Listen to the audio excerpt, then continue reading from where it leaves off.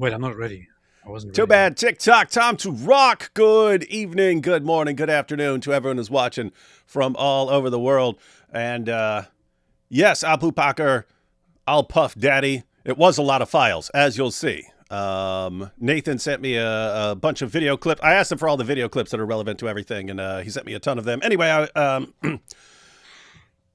I was making them right before the show, and it's been a lot of them. Although, to his credit, he did send them to me way ahead of time. I just started making them a little while ago. So anyway, my fault, my bad, my bad, my bad. But here we are. Here we are. All right. So as usual, we got AP. What's your new? Have you still going with AP for now, AP? For now, yes. Yeah. Okay. And we have trying to think if there's been anyone bigger than MilkBarTV in responding to to Andrew Tate's lies over the past couple years. It's you and Murdered by Crayons, isn't it? It is. That's usually the two of us. It is. We always get tagged together. Like, check out these two accounts. So see the lies exposed. And why don't, before we jump into anything, why don't you tell, because I'd be interested in knowing what, two things. One, what made you interested in responding to the Andrew Tate stuff? And two, what gave you this kind of relentlessness with respect to it? Because a bunch of us respond to Andrew Tate, but we do so periodically. Something happens and we'll toss in a response. As far as really seriously going through all his stuff and finding all the refutations of everything he's saying now and so on, that seems like a lot of work. So how'd you get into it, and why this level of dedication to doing it? I was making videos on different topics. I still do. But the first Andrew Tate video I did was in response to his Tucker Carlson interview back in July 2023. I just got so fed up with the people like Piers Morgan and other people that interviewed him, who never really addressed the fact that he was a literal pimp, who openly spoke about exploiting women and scamming men, his customers. It was always about this thing of oh, you said this misogynistic thing and you posted this misogynistic thing. And it was never oh, you literally built an empire of human exploitation. And by the time he did the interview with Piers Morgan, I'd kind of was a little more familiar with his background. I just recognized that he was straight up lying to Tucker Carlson. Tucker Carlson would ask him, "Are you charged with rape?" And he would say, "No, I'm not charged with rape," when he was, definitively charged with rape. So that's what prompted me to do the first video on him. That one just went really viral, and then I just kind of fell down the rabbit hole and got more and more knowledgeable about his criminal cases and who he was, and just recognized more and more how he was just completely lying about pretty much every aspect of his criminal cases.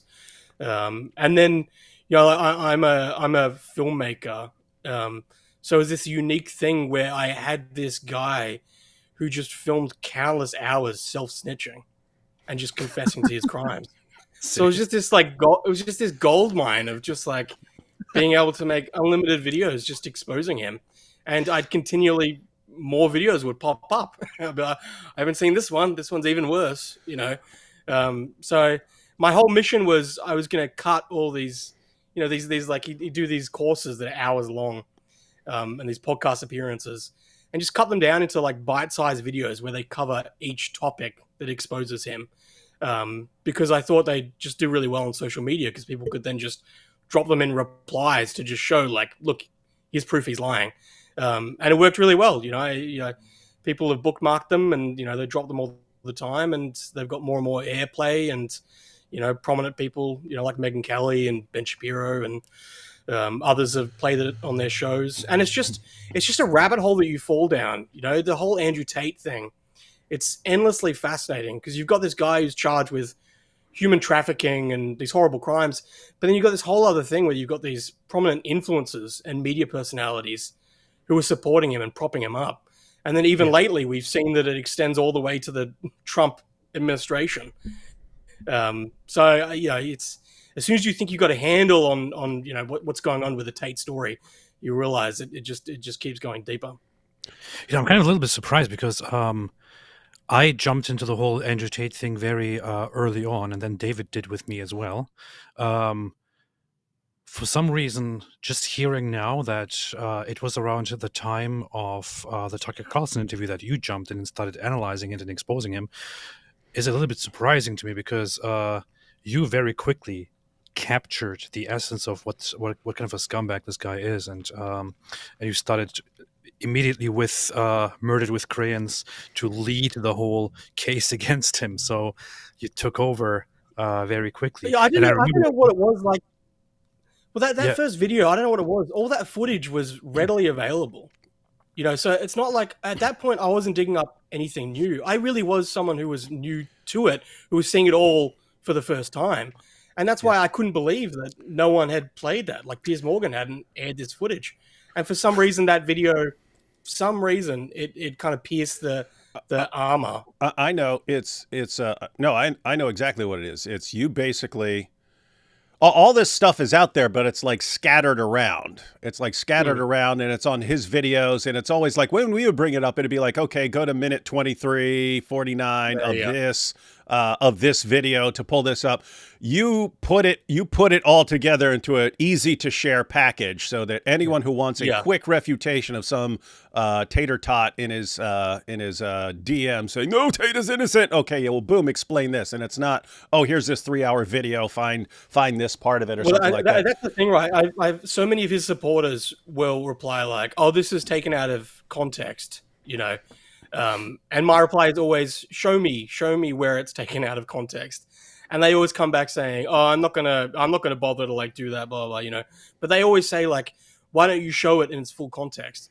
And that's precisely because it's like no one will watch it. No one's gonna watch 3 hours, of something to get to a 30-second bit.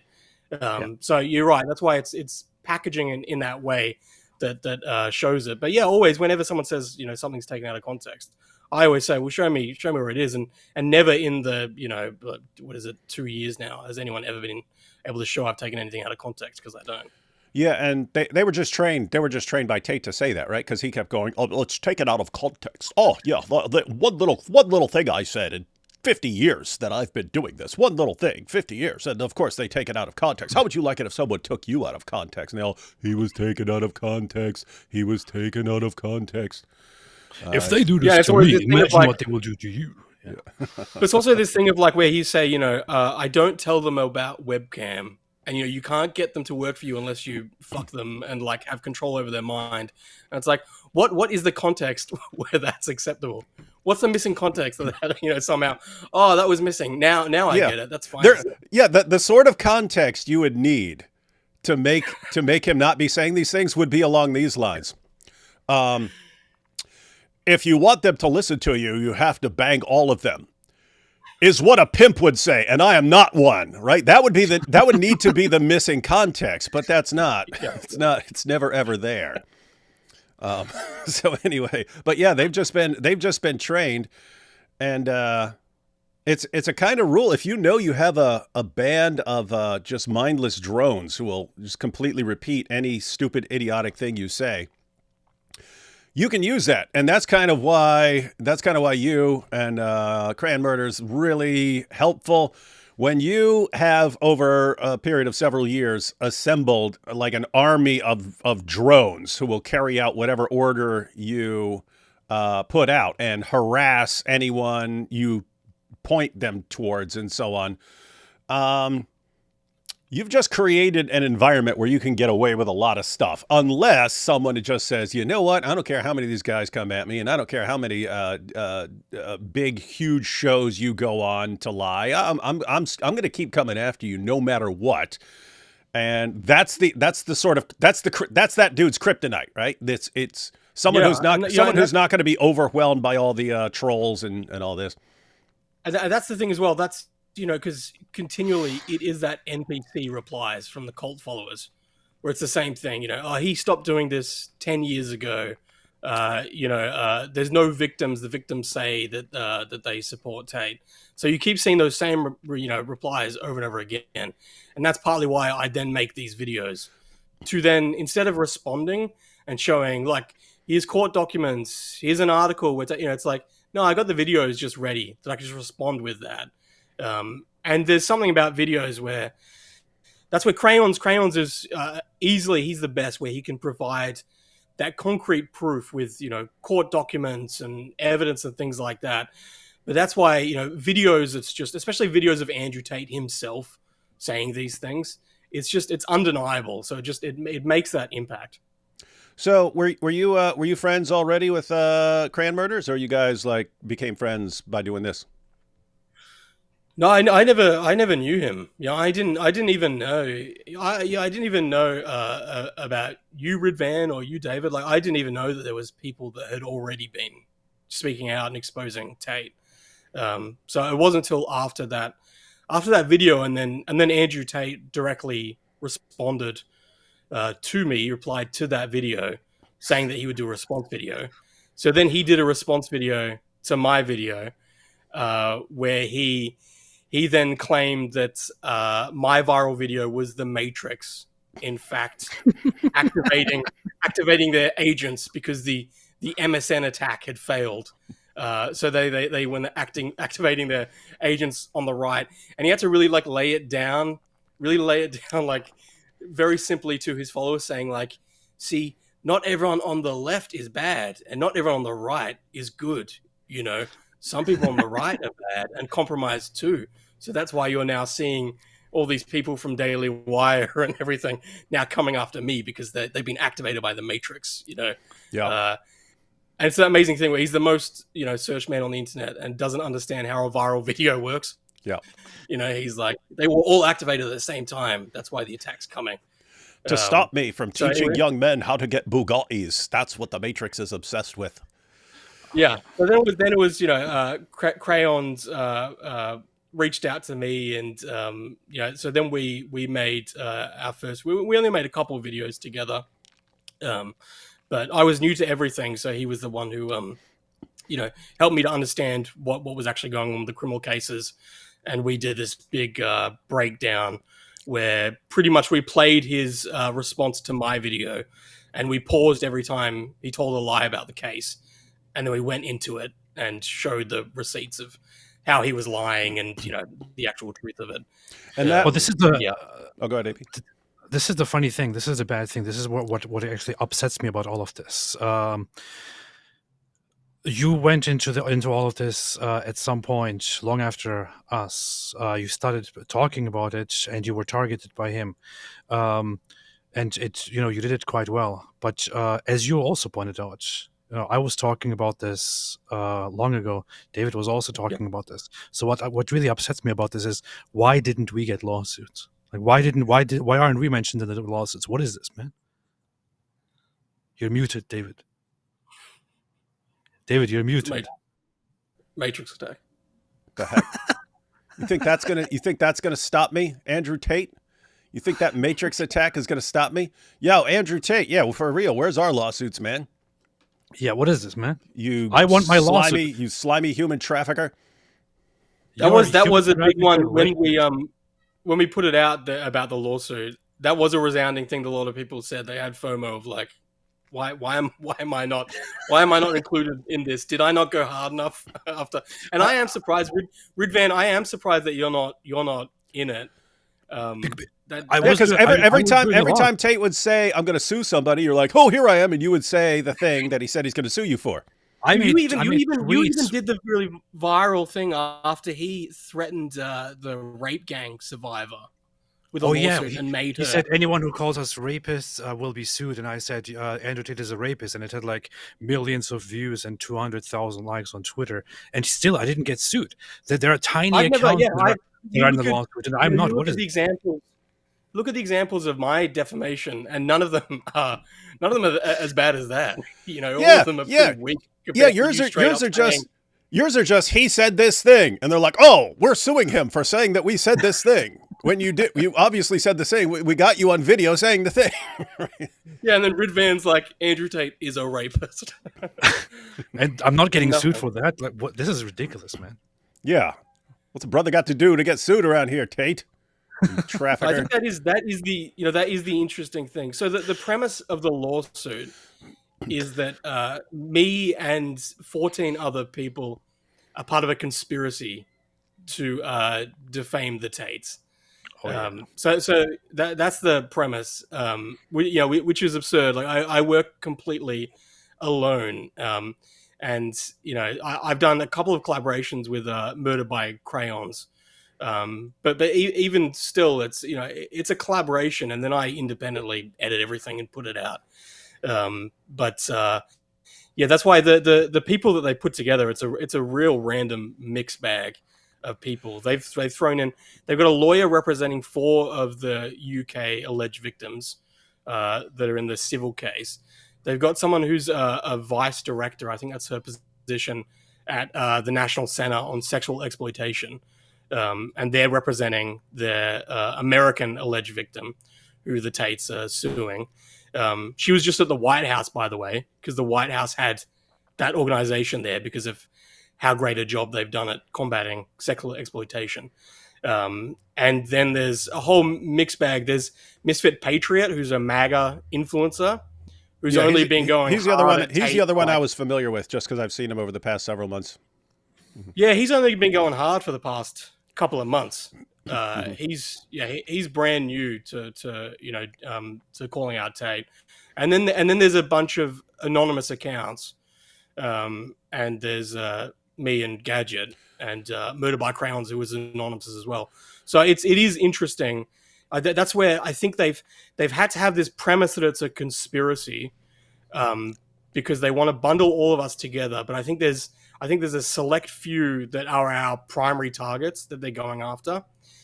And the whole nature of the lawsuit is, I think there's only one person who actually resides in Florida, and they need to lodge it in Florida because Florida's kind of wacky. You can't get away with these kind of lawsuits in a lot of places. So they've needed to ground it there. So that's how they bundled it all together with us as part of this conspiracy.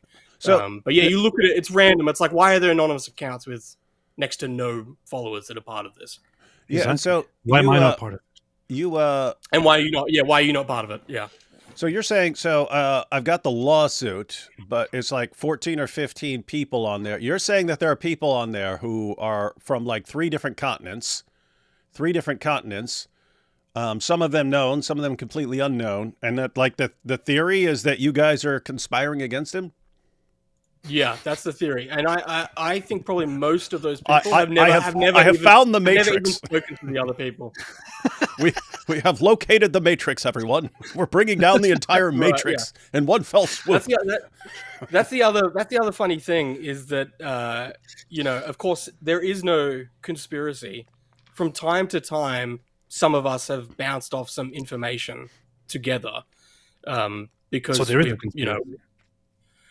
Well, from time to time, I think it's like any citizen journalist or anything. I don't think when you are in contact with someone and say, hey, look at this document, this is what you were looking for that confirms this, I wouldn't call that a conspiracy necessarily. Sounds like a conspiracy to me. Or on October 17th, did you or did you not like this comment by this person? Well, I guess I did, because it's in the I rest my airtight case, Your Honor. I think most of us most of those people haven't spoken to those other people. But yeah, it spreads across several continents. It is this random mixed bag of like, oh, that's interesting that person's in there. I think primarily they've been coming after Murder by Crayons. He's the one who's been doing the most damage in exposing the reality of their criminal cases. Yeah. He's a dangerous person. And because he's anonymous and he's done it so successfully now, he's got almost 100,000 followers. He's the one that they want to expose and dox, in hope that he'll be harassed and intimidated hard enough that he'll stop what he's doing.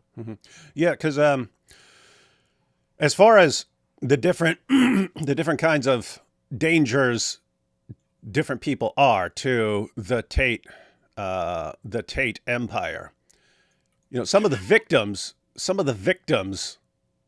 you can see why he's worried about them and wants to silence them. They can actually, destroy this idea that, no, the women are all on my side. So they're a big threat to that. But the other major obstacle to these guys is just exposing all their lies. And so the two things that were most helpful there is just like condensing some of the content down into, look, here's a 6-minute video what a scumbag this guy is. Go ahead and defend this, that sort of thing. But also every time he goes on some show and puts out some lie, and it's lie, and see, people like me and AP, we're watching the lies, right? And we're going, wait, I remember he said something that's the opposite of that. Wait a minute, I remember he said something the opposite of that. But you guys actually put him out there as nice little videos. Okay, here's the lie. Here's him refuting his own lie. Here's him. It's not us refuting the lie. It's him refuting his own lie in his own words. And that just becomes very easy to share. And if you're a compulsive liar, that's just your worst nightmare. That you're a compulsive liar. You can't stop. You're just going to keep lying and stuff like that. Someone actually sitting there going, "Oh, that's a lie. I can prove it. Oh, that's a lie. I can prove it."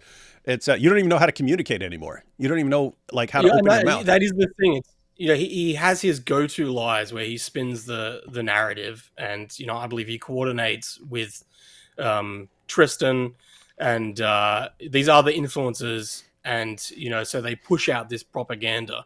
And like I said, you see that pop up over and over again. These go-to lies that they've found that they feel works, and that's why if you can combat that successfully, then every time someone watches an interview and he goes to that go-to lie, immediately you see him lying. And then immediately it's, he loses his ability to do that, and he has to then pivot. And yeah, I think that's the thing. That's what's been powerful with the videos. It was encouraging to see Megyn Kelly just recently play one of the videos, because I think that is the thing. From when I came onto the scene to now, they completely lost control of the narrative. Yeah, the people who were defending them. It was hard back then. It was hard when they were getting. It was hard to respond to them when getting started, because so many people were on their side and so few people were actually exposing them. That you say something like, tons of people were against them. Tons of people were like, "Oh, this guy's bad," but not in the sense of like actually refuting what he's saying. And so back then, you bring up something, you could bring up something, and you just get bombarded by all these. No, Tate is the greatest thing in the world. You're part of the Matrix. Yeah. But also, you had more people with massive followings that were more moderate, and they were posting support for him.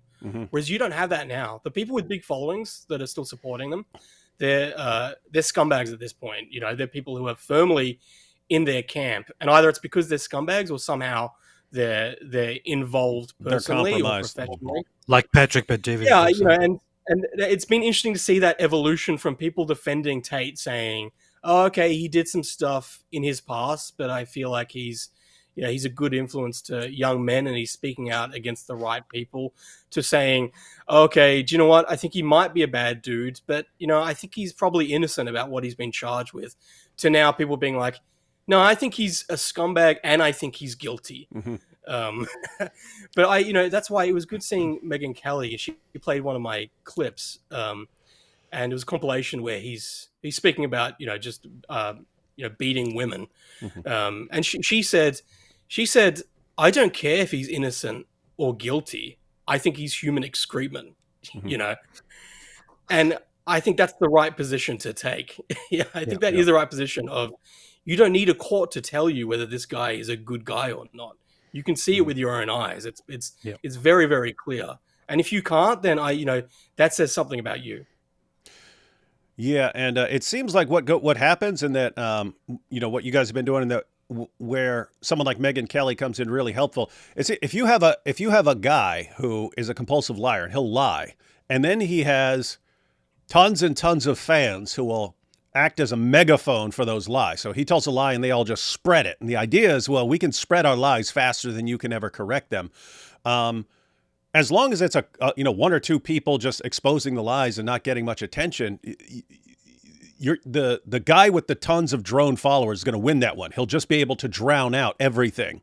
And so if you were to go online and start looking this up, well, you've got tons of people saying Andrew Tate is a saint, and then a couple of accounts saying no, actually he's a scumbag. Well, unless you seriously do some investigating, you're just looking at the overall impression. And yeah, all these guys are saying he's innocent and that all the victims are on his side, and this is just a big matrix attack and so on. So you don't know what to believe, but you're like, okay, it's at least debatable on whether this guy is good or bad. So I can't exactly condemn him. Then you see him on Candace Owens and all these other shows, and they solved all this.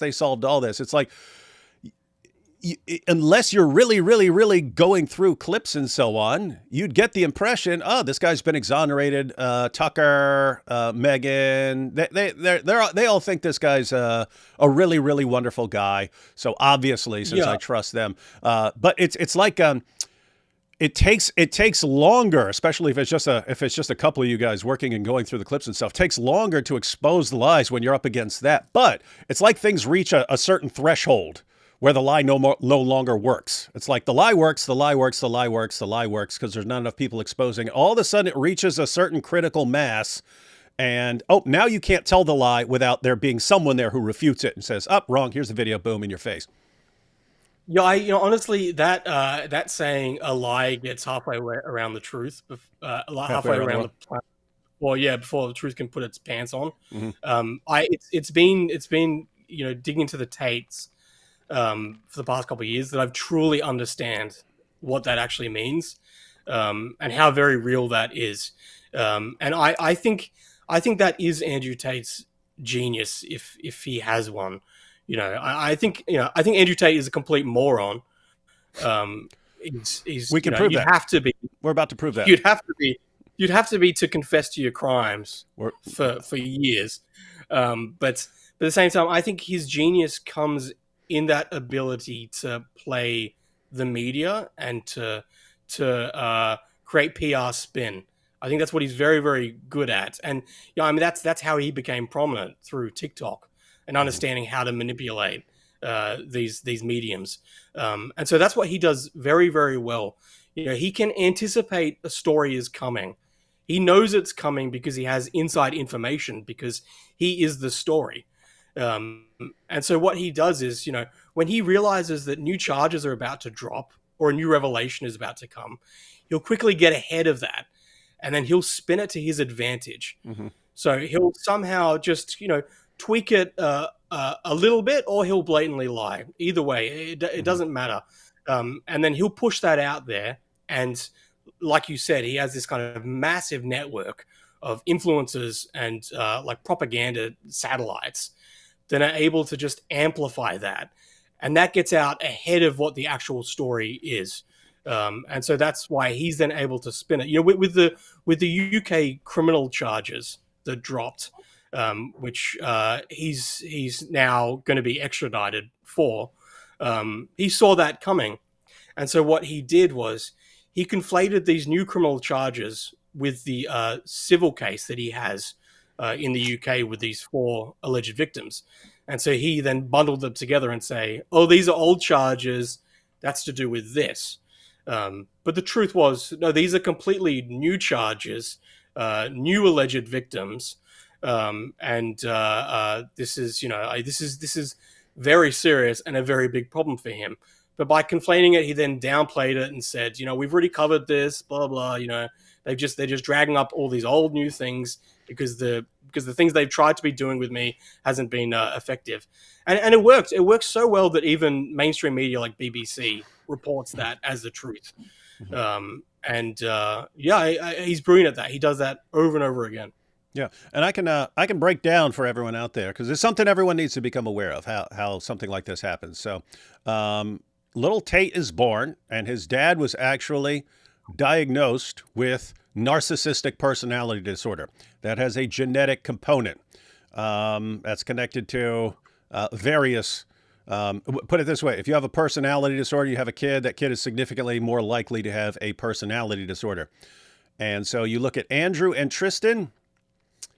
Andrew is a narcissist. He has all the requirements of a narcissist. Tristan has, as far as I can tell, meets the requirements of a psychopath.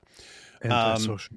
But yeah, both of those guys, when they're growing up, I could go ahead and tell everyone, when you're growing up, your goal is to get everyone doing what you want because you think you're the center of the universe. You want the entire world revolving around you.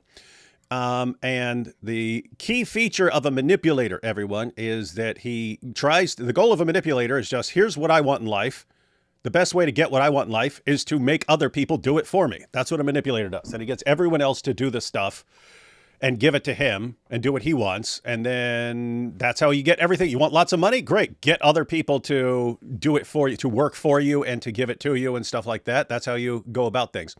And that would be different from like an ordinary businessman, so on, where you make a business because you want a business and so on. A manipulator's doing it, and that he's doing it, and it can be harming other people, and he doesn't care if he's harming other people to get what he wants and so on. But here's the thing.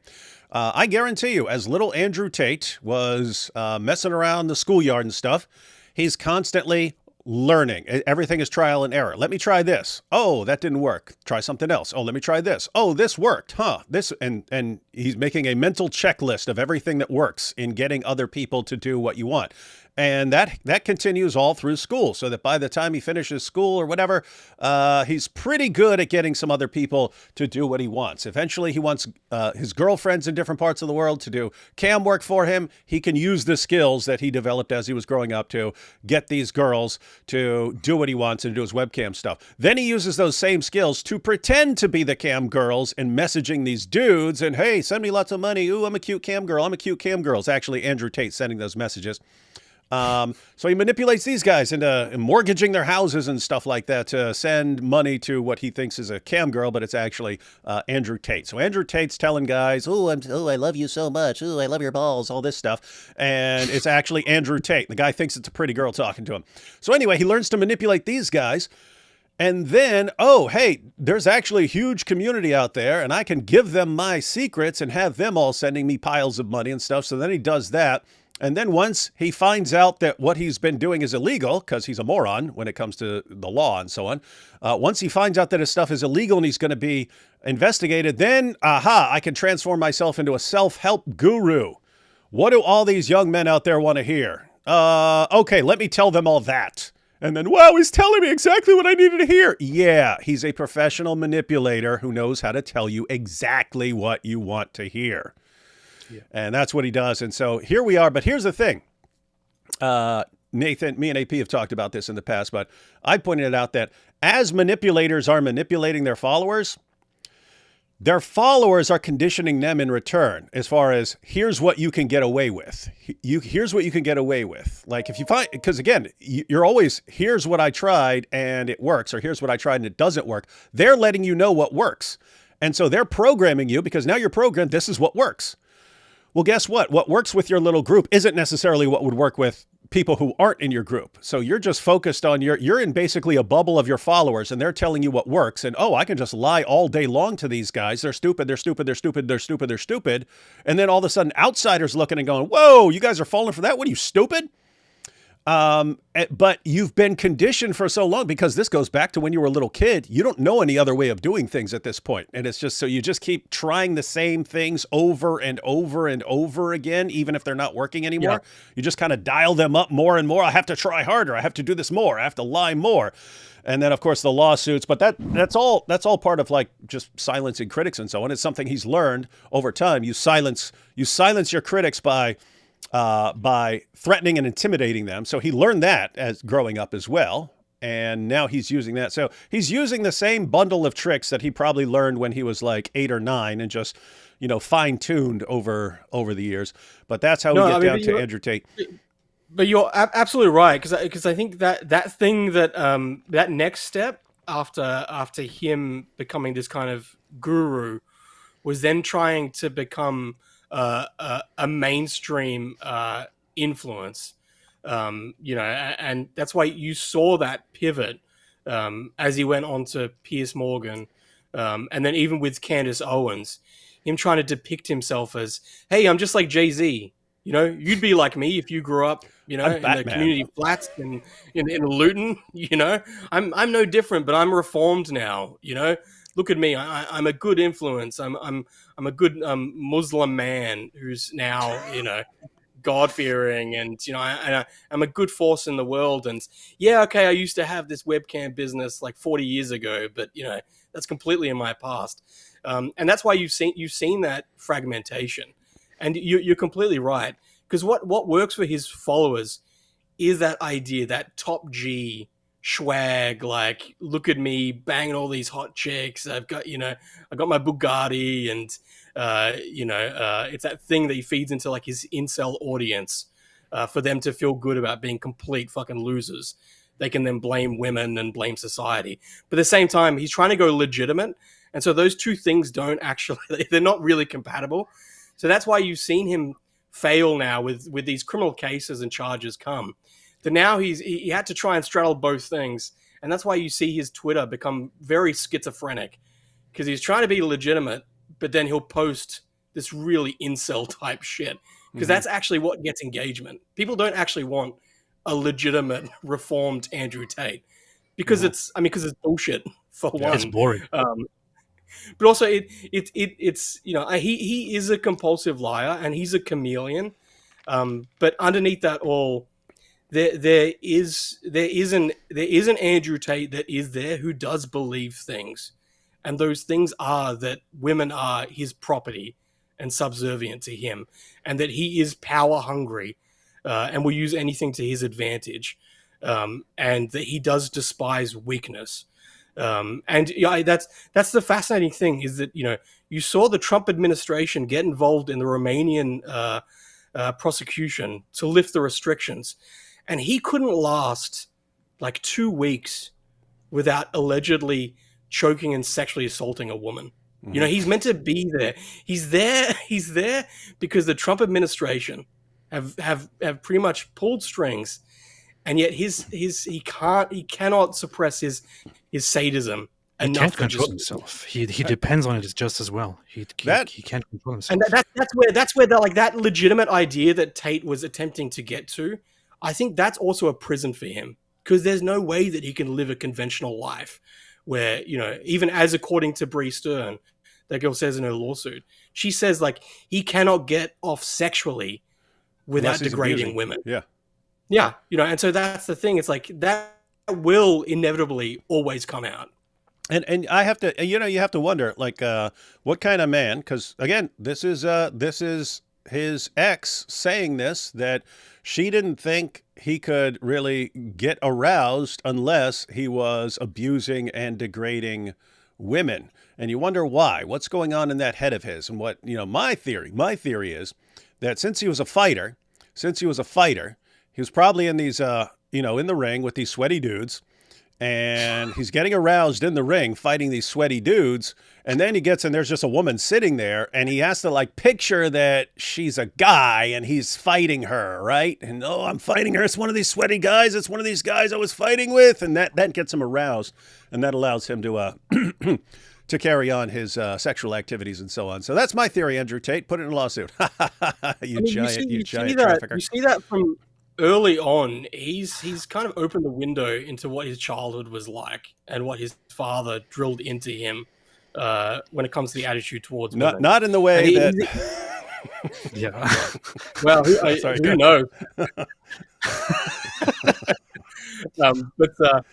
Yeah, that's where it's like, even from an early age, you know, he even says that he was a little kid, and he brought like a girl over to his home who was just like a friend, just like on a kind of play date thing, and his father made him feel ashamed about that, you know, saying that boys shouldn't be friends with girls, you know, and that's where it's like, that's where I really do believe that he deeply hates women, and so that's why I partly think when he's having sex with them, I think he has this conflict of shame, and it's all just his wires are completely crossed. But yeah, it is strange to think, and that's where it is new. This idea of Andrew Tate as an influencer who's been platformed by some of the biggest people out there with the largest followers. You are potentially looking at someone who was a serial rapist and prominent sex trafficker, and they've been embraced by mainstream figures. And that's where it's like that wasn't just a character that he was playing as like the king of the incels. Like he literally was that. And that's a terrifying thing to grapple with, to think of them, of them, embracing this person who's that destructive, and pushing them on their massive audiences.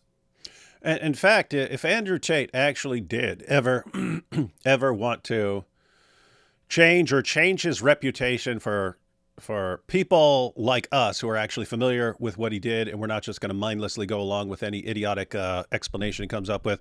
Like, the real explanation here is, guys, I was raised by a narcissist who had a really screwed up view of women. Narcissists, especially if they're dealing with little kids, are really good at programming. They're good at programming people in general, but especially their little kids who are around them and so on. They can program them to think in exactly the way they want and to have any view they want and so on. That's how we're raised. And not only were we raised that way, we both inherit the genetics of this guy. And so I was basically born screwed up, and then it was a combination of nature and nurture, how screwed up I am. And that's why I've done this screwed up stuff, and I'm recognizing that now. And you know what? I'm pulling out of the limelight. I'm going to go do my time in prison. I'm going to confess to everything I did and hope that I can change. It would have to be something huge like that to take anything he says seriously. And for all you Tate fans out there, if you actually are at all concerned for Tate, and not just like your fantasy about Tate, the best thing that could happen to him in this world is he gets completely exposed for everything, that he learns that none of his manipulation tactics work anymore, and he is just broken and realizes he has to just start over from the ground up with new ways of doing things. That is, it's understood. You don't try to convince a manipulator. You don't try to convince a manipulator that what he's doing is wrong. It doesn't work. You have to show a manipulator that his methods no longer work. That's the only thing that'll get him to stop using a manipulation tactic and so on. But that's where it's like, I don't think you can. If you're dealing with a true psychopath, they just don't have that in them. That ability, that self-awareness, that ability to actually, introspectively look at what they're doing and understand it's wrong and attempt to reform. That's not what they do. They just do not have that in them. And Yeah. I don't mean, know if any that is the psychopath can change. Yeah. Yeah, I don't think so. It's really fascinating, actually. I came across him and Tristan where they were doing one of the interviews where they were announcing that they were teaching how to do their webcam course. And they start by saying, why are we so close as brothers? Like, this is unusual, right? There's brothers that are close, but like, why are we so close? Why are we inseparable? And like everything we do, it's side by side, and they say it's because their father had such a strong personality, and was so domineering that he implanted that onto them. And that really does say a lot. And remind me, I really do believe that Tristan Tate, I'm not saying he's not as bad as Andrew Tate, but I'm saying, imagine if you not only had Andrew Tate's father as your father, but you also had Andrew Tate as your older brother. As far as I remember, didn't Andrew Tate tell a story which was like that if they got in trouble somehow, their father would do this thing, Make them sit at the table. Make them sit for hours and be quiet, and if they make a single sound, they get The clock starts over again. He He would say something like, "Okay, you guys got into a fight. You have to sit at the tables looking at each other for 2 hours. Anytime I hear you make a sound, the clock starts over again and stuff." So they learn like that. But what's interesting, I think it's like, because here's the idea: a narcissist and a psychopath, in theory, should not work well together. they both want everything for themselves. And so it just seems that like these guys started off so young under their father's leadership that all their manipulation so on became like entwined, like they're kind of like part of each, they're both part of the entire scheme. And the dynamic is actually interesting because again, as Tristan is Andrew's the older brother, but also, the narcissist is more obsessed with getting all the attention. And so that's kind of perfect for him. The psychopath views people as, everyone's just useful in terms of what they can give, which is that kind of overlaps with the narcissist, but it's more central. And so someone like Tristan as a psychopath could even be, okay, I'm cool with him getting most of the attention because he's more of the lightning rod, right? He's more of the lightning rod. He'll catch more of the stuff than I will if it ever goes down and so on. So anyway, it actually all makes sense, but. Again, no, I mean the last bit of armchair psychology that I find interesting in the kind of puzzle of like how do you get an Andrew Tate is, I think he gets his attitude towards women from his father, but his father was a brokey, like he was a complete loser. He had nothing, so they grew up completely poor. So as much as he speaks about idolizing his father, which I think there's maybe elements to that, I think he also has deep contempt for his father as being a failure who couldn't actually provide for them materially. And I think that's why you then see this, projection of him saying, I'm a trillionaire, I'm the richest man in the world, and this image with, with everything. They didn't even go to their father's funeral. So that's where they speak, dearly about their father, but I wonder how much is actually there. I think maybe there is also deep contempt for him. David, what do you think about psychopaths? What? What do you think about psychopaths? AP was grinning while you were saying that, Nathan, because I'm a diagnosed psychopath. Yeah, tell him. I'm a psychopath who became a Christian in jail. And so I don't have normal feelings about, like, I have no remorse for anything I've ever done in the sense of feeling bad about it. I just changed because it's along the lines of, okay, Jesus makes the rules, so I'm going to go ahead and do what he says. But it's never, I basically do everything out of obedience to someone of a higher authority than I am. That's like I have to replace things that normal people have. Like normal people feel guilt when they do something wrong. I don't. So I have like a second order guilt where I don't feel bad for this messed up thing that I just did.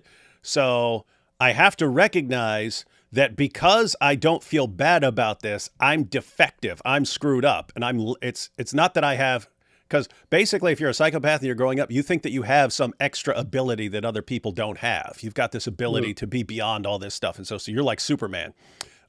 You have to come to recognize that as actually, no, I don't have some ability that other people lack. I lack an ability that other people have. So I'm defective. So then if you want to, every time you're not having the normal reaction that someone should have, like I don't feel guilt in this situation over what I just did, you have to actually zero in on, I don't feel guilty because I'm screwed up and defective. And that's not, that's not a good feeling if you regard yourself as messed up and defective. But it's kind of like a second order guilt. You don't have the whatever normal people feel when they feel guilt. I don't experience that. So I have to come up with something else to replace it. And gosh, I'm screwed up. Look how I don't feel anything. That's why you're speaking about like Andrew Tate's redemption arc, because you're projecting. It's exactly. Now, keep in mind, I don't think it's going to happen. I think very, very small chance. But when I was talking to his fans, I was dead serious because I'm saying I had to be completely broken. Someone who every little trick I had, every manipulation tactic I had, all didn't work, and you're just broken. And it's like, okay, this is where this all got me. This is where me doing things my way has gotten me. It all failed.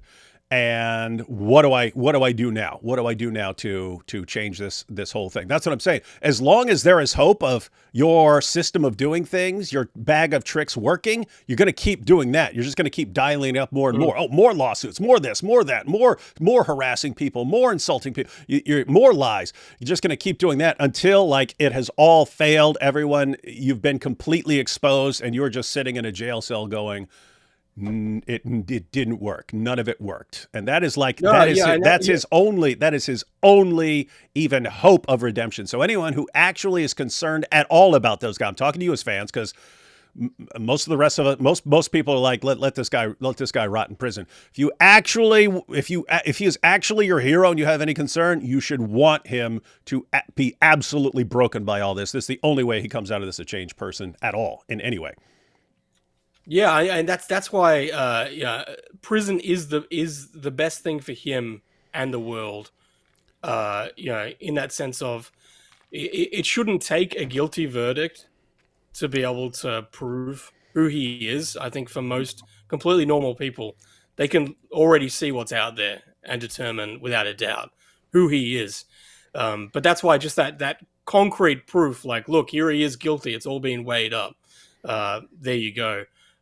Is what's needed, because there needs to be no doubt removed whatsoever. And like you're saying, that's what his followers need, because his followers, it is like a cult. So, you know, most people do not give a fuck about Andrew Tate's followers, you know, and that's fine. I completely get that. But at the same time, it could be dangerous with a bunch of these Andrew Tate followers, what they do. You know, if eventually when it gets to that place where they no longer have their leader, I'm not sure, you know, I mean. Well, I mean, I think he's legitimately screwing up people's lives by imprinting his own screwed up psychology on his followers. Like he'll say something like never trust a woman. And I'll say, you know what? The person I trust most on this planet is my wife. And all his fans think oh, you idiot. Oh, you just, blah, blah, blah. And they start saying things. Oh, is she going to let you feel her boob now? Like, I'm just saying this to get in good with my wife and stuff. And like, this is the woman who carried my children in her womb. This is the person who has been taking care of my children, for their entire lives. This is the woman who knew me before anyone else did, before I was a YouTuber or anything else. This is the woman who's been through everything with me. She's seen me at my best. She's seen me at my worst. And after more than 2 decades, she's still with me. Okay, this is the person I trust most in this world. And they lose their minds when you say something like that. And it's like, these are guys who are like, he's destroying their ability to have anything remotely resembling a healthy relationship with women ever. It's like, you're destroying these guys' futures. You're destroying their ability to have a functioning good family and so on, screwing people up this bad. So he's actually doing massive damage, and that's why this guy needs to come crashing. Yeah, that is a crazy thing. Like, you saw the media and many people framing Jordan Peterson as Andrew Tate before Andrew Tate. You know, they were saying that he's this king of the incels, and that he's, you know, personifies like toxic masculinity. But when you actually listen to what Jordan Peterson was saying, it was the complete opposite. It was entirely this thing of like, you know, if women aren't talking to you, there's something wrong with you, you know, and you should address that. You should figure out what that is. The problem isn't with women. The problem's with you. And so you need to get your shit in order to make yourself an actual valuable, meaningful person that has worth, that will then, you know, mean that women will want to talk to you and will want to actually be with you and spend their lives with you, you know. And that's complete opposite of what Andrew Tate teaches. Yeah. And that's why now you've seen these people. You're now seeing examples of people who have literally gone out and murdered women who have consumed Andrew Tate content. As far as I'm aware, that never happened with Jordan Peterson. Yeah, not a lot of people going out killing girls over Peterson stuff. I don't think so. Let's go ahead now. So you were talking about Andrew Tate actually being kind of an idiot and self-snitching king of the world. And so Nathan, I'm actually an ex-con, so I can give expert testimony on how self-snitches would be viewed in prison. But let's go ahead and check out this one video, because this ties into what we were both saying, because you're pointing out this guy's actually a dope smart in certain ways and a dope in other ways. I'm tying this into, if you live in this bubble of your followers for all these years and they actually convince you over time, you're programming them, but they're programming you in return as to what works and what you can get away with. And hey, you can just blurt this stuff out. You can just blurt this stuff out and get away with it until you can't, and then you can't figure out what to do. But anyway, here's here's Andrew Tate self-snitching. I was all about trying to get paid. Like I used sex as a tool to make women love me so they'd obey me and live in my house to make me money. That's what I wanted. So I was a pimp in that sense. Your goal is to inspire a girl to make money and give you the money. So the way you're going to do that is you have to have some element of influence.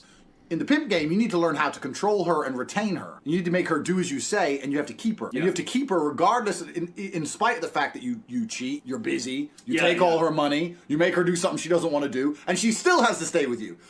And I became a multi-millionaire. I did this by creating a webcam studio, by taking girls who didn't know how to be effective on webcam, girls who had never done webcam before, girls who didn't have the equipment, didn't have the know-how, didn't have the will, didn't have the premises, didn't have the ability to make money with this exchange. Andrew, I'd like to explain something to you called lighting. Anyway, I'll let that slide. I created a system that allowed me to... What's that? A microphone. Yeah. convince girls to do this. Yeah, here he is, a multi-trillionaire, and he's using his computer, his whatever mic is built into his computer, and I don't know what he's using. I think he's using a flip phone to record.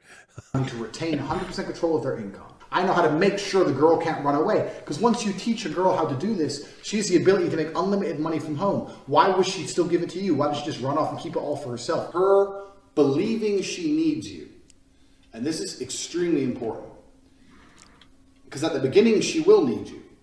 But then she won't need you. But you have to keep that fallacy, keep that dream alive, that she can't do this without you, to ensure that she doesn't do it without you. How can she leave you? If you start making loads of money and the girl thinks, well, I want to leave and do this by myself, but you have the Twitter, you have the Instagram, you have the account on your phone, she can't do nothing. All she can do as you say. Be in charge of her own phone contact with members who like her. You are setting yourself up to get scammed. And that has happened to me before. I went to the room, smashed the room up, told her I knew what she did. She sent me all the money, but that has happened to me before.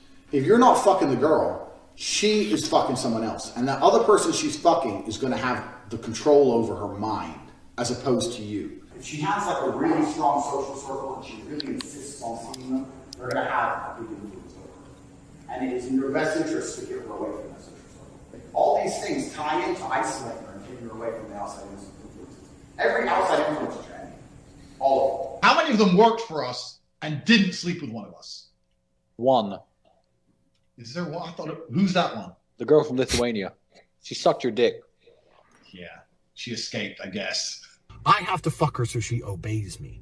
I don't give a shit about having sex with beautiful women. I fuck them so they listen to me. So I can get what I actually want, which is not them. It's a means to an end.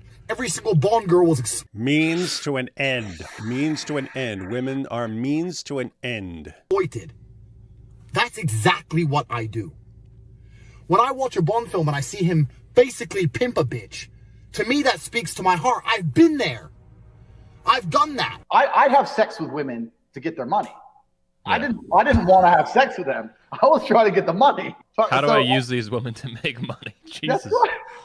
Because that's what I did. That was my MO, was find girls, make them love me, and make them work for me. And that's how I got rich. All right, ladies and gentlemen. Now, what you just saw there was Andrew Tate in his own course where he's training people to use his method, and various interviews where he's telling people, and presentations he's actually giving where he's laying out every step of the way how he gets a woman to fall in love with him and then uses her love for him to get her to doing sex work for him, and he, over time, blocks any way out for them, makes sure he has complete control over them so that they have to keep giving him all their money while he just uses them. And he's got this entire thing laid out. One problem with that, that's called sex trafficking. That's the I'm lover genuinely boy. interested. That's the lover boy method of sex trafficking and of pimping. And apparently, while he's bragging about this all these years, he didn't know this is like the textbook definition of the lover boy method of sex trafficking. He eventually found out, and that's when he's, oh, actually, I'm just a self-help guru, and everyone's against me as a part of the Matrix. Yeah, you answered my question. I was going to ask, do you think he was aware that he was breaking the law? Yeah, and that's my feelings as well. I don't think he even takes the law into account with what he's doing. I think that's something he thinks about later, but he's pretty open about that. So what you said, I don't think he was aware at all that what he was, allegedly doing and confessing to was human trafficking. And that's it's why it's important, as we've already said. Andrew Tate is a compulsive liar, so you can't ever take what Andrew Tate says as truth. And that's why it's important to not only see these videos, but also to see that there are verified chats, there's bank transfers, there's victim statements, there's witness statements, there's medical reports, there's a mountain of evidence that backs up what he's saying he actually did. And did for years, and did even worse as well. Mm-hmm. And so we'll take a couple of super chats, guys, and then we will jump into Tate basically declaring that when people are trying to expose him, he'll throw all these frivolous lawsuits at them, just to kind of another way of wearing them down and getting them to not want to criticize him. So we'll talk about him explaining how he uses frivolous lawsuits, and then we'll take a look at his latest frivolous lawsuit against our guest, MilkBarTV, Nathan Livingstone. I'll take a couple of these real quick. You're late. You're late. Don't you dare start while I get a blanket. Too late. Celeria says, I suppose I ought to get this out of the way. Hooray, I finally managed to finish both recording and editing my second video related to Surah 5. That's nice. 2 on Surah 5. Let me find the second Celeria message here. Not dealing with the Islamic dilemma this time. It's about Islam contradicting but endorsing scripture. Rather that Bukhari and Tabari essentially guarantee Muhammad is a false prophet if you accept them. Very rude, very Islamophobic language, Hilaria. Yeah. Bring your Islamophobia somewhere else. We're talking about Andrew Tate. MilkBarTV, welcome. There's going to be a lot of super chats about Mubahala leather straps. You see, that's what they do, and AP's hair/beard. Just so you know, there is an odd little community here that they have kind of their own language that they get from AP. Rest in peace, Mouse Allah, after 19 months of prison dawah. That's good. AP equals apologetics pod show. What's happening? Hey, yeah, AP, you could have the apostate podcast and still go with AP. What's happening? Yeah. Oh, hey, new guy. Lemon character. Oh, that's a super sticker. Thank you, Ida. Let's see. Tate wasn't lying when he said he was not being a filthy pimp of a human. He was just practicing religiously justified taqiyya. Stop persecuting him. That is good. We'll try to do better next time. I don't recognize AP without a disguise. Yeah, AP's been wearing so many wigs and stuff, we don't even know who the real AP is anymore. Nice color on your books, AP. Looks like a flag. Nice. Tate's comments are taken out of context. You would understand if you listened to his interviews in Arabic, you see. Good point. Context is king. Candace Owens. Yeah, you gotta have the context. Andrew Tate is a queen. Bow Rudder. There you go.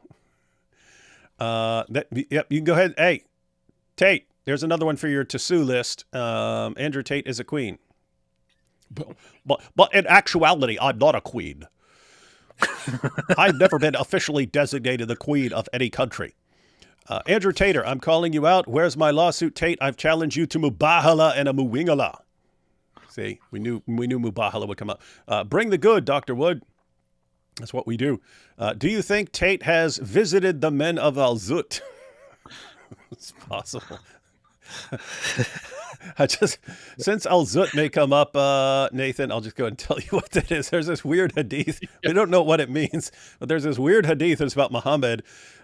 He goes out into the desert and he brings one of his companions with him, and he says, no matter what happens, stay behind this line. You're safe behind this line, but you're not safe on this side of the line. And he goes over there, and it says these dark-skinned men of Al-Zut rode him all night long. And he came back in pain and fell asleep. And no one knows what this means. They say it's like spirit beings. Anyway, it's a really creepy passage. But yeah, that's what people are talking about when they talk about Al-Zut. It's these guys who somehow mounted Muhammad all night long, and we don't know what that means, but it's weird and creepy. Probably nothing bad. Yeah. The Matrix got him. PhD course, no more. Tater Tots won't be getting happy ending no more. Yep, no more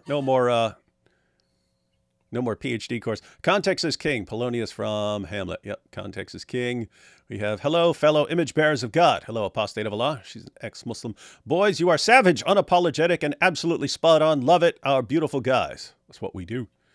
What if a psychopath or narcissist watched this? How would it make them feel? Imagine how hurt they'd be. Have some empathy. Walk a mile in their shoes. That's actually an imitation of some guy who, every time we're mean about anything, posts a message. Imagine how someone would feel if they saw this. And super sticker from Moo Joe. Arctic Base says, AP and D-Wood, don't worry, you're both great and beautiful. Cam girls. Really? Oh, thank you. Hey, D-Wood, have you ever seen the movie American Psycho? Did you relate to the main character? Is it an accurate depiction of a psychopath?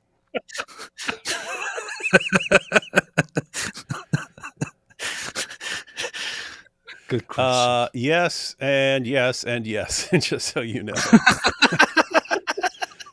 Hey, D-Wood, do you think Andrew over-exaggerates about his dad as the compulsive liar he is? I'm sure he exaggerates or even makes up certain things, but overall, I think he does take his dad as like an ideal in certain ways. And that his dad did have a massive impact on him, both nature-wise and nurture-wise. His dad had a Facebook account up to right till his death, which wasn't that long ago, and so he was posting on Facebook about the Me Too movement. So try and track down some of these posts, and yeah, you can see where Andrew Tate directly got his shtick from. Mm-hmm.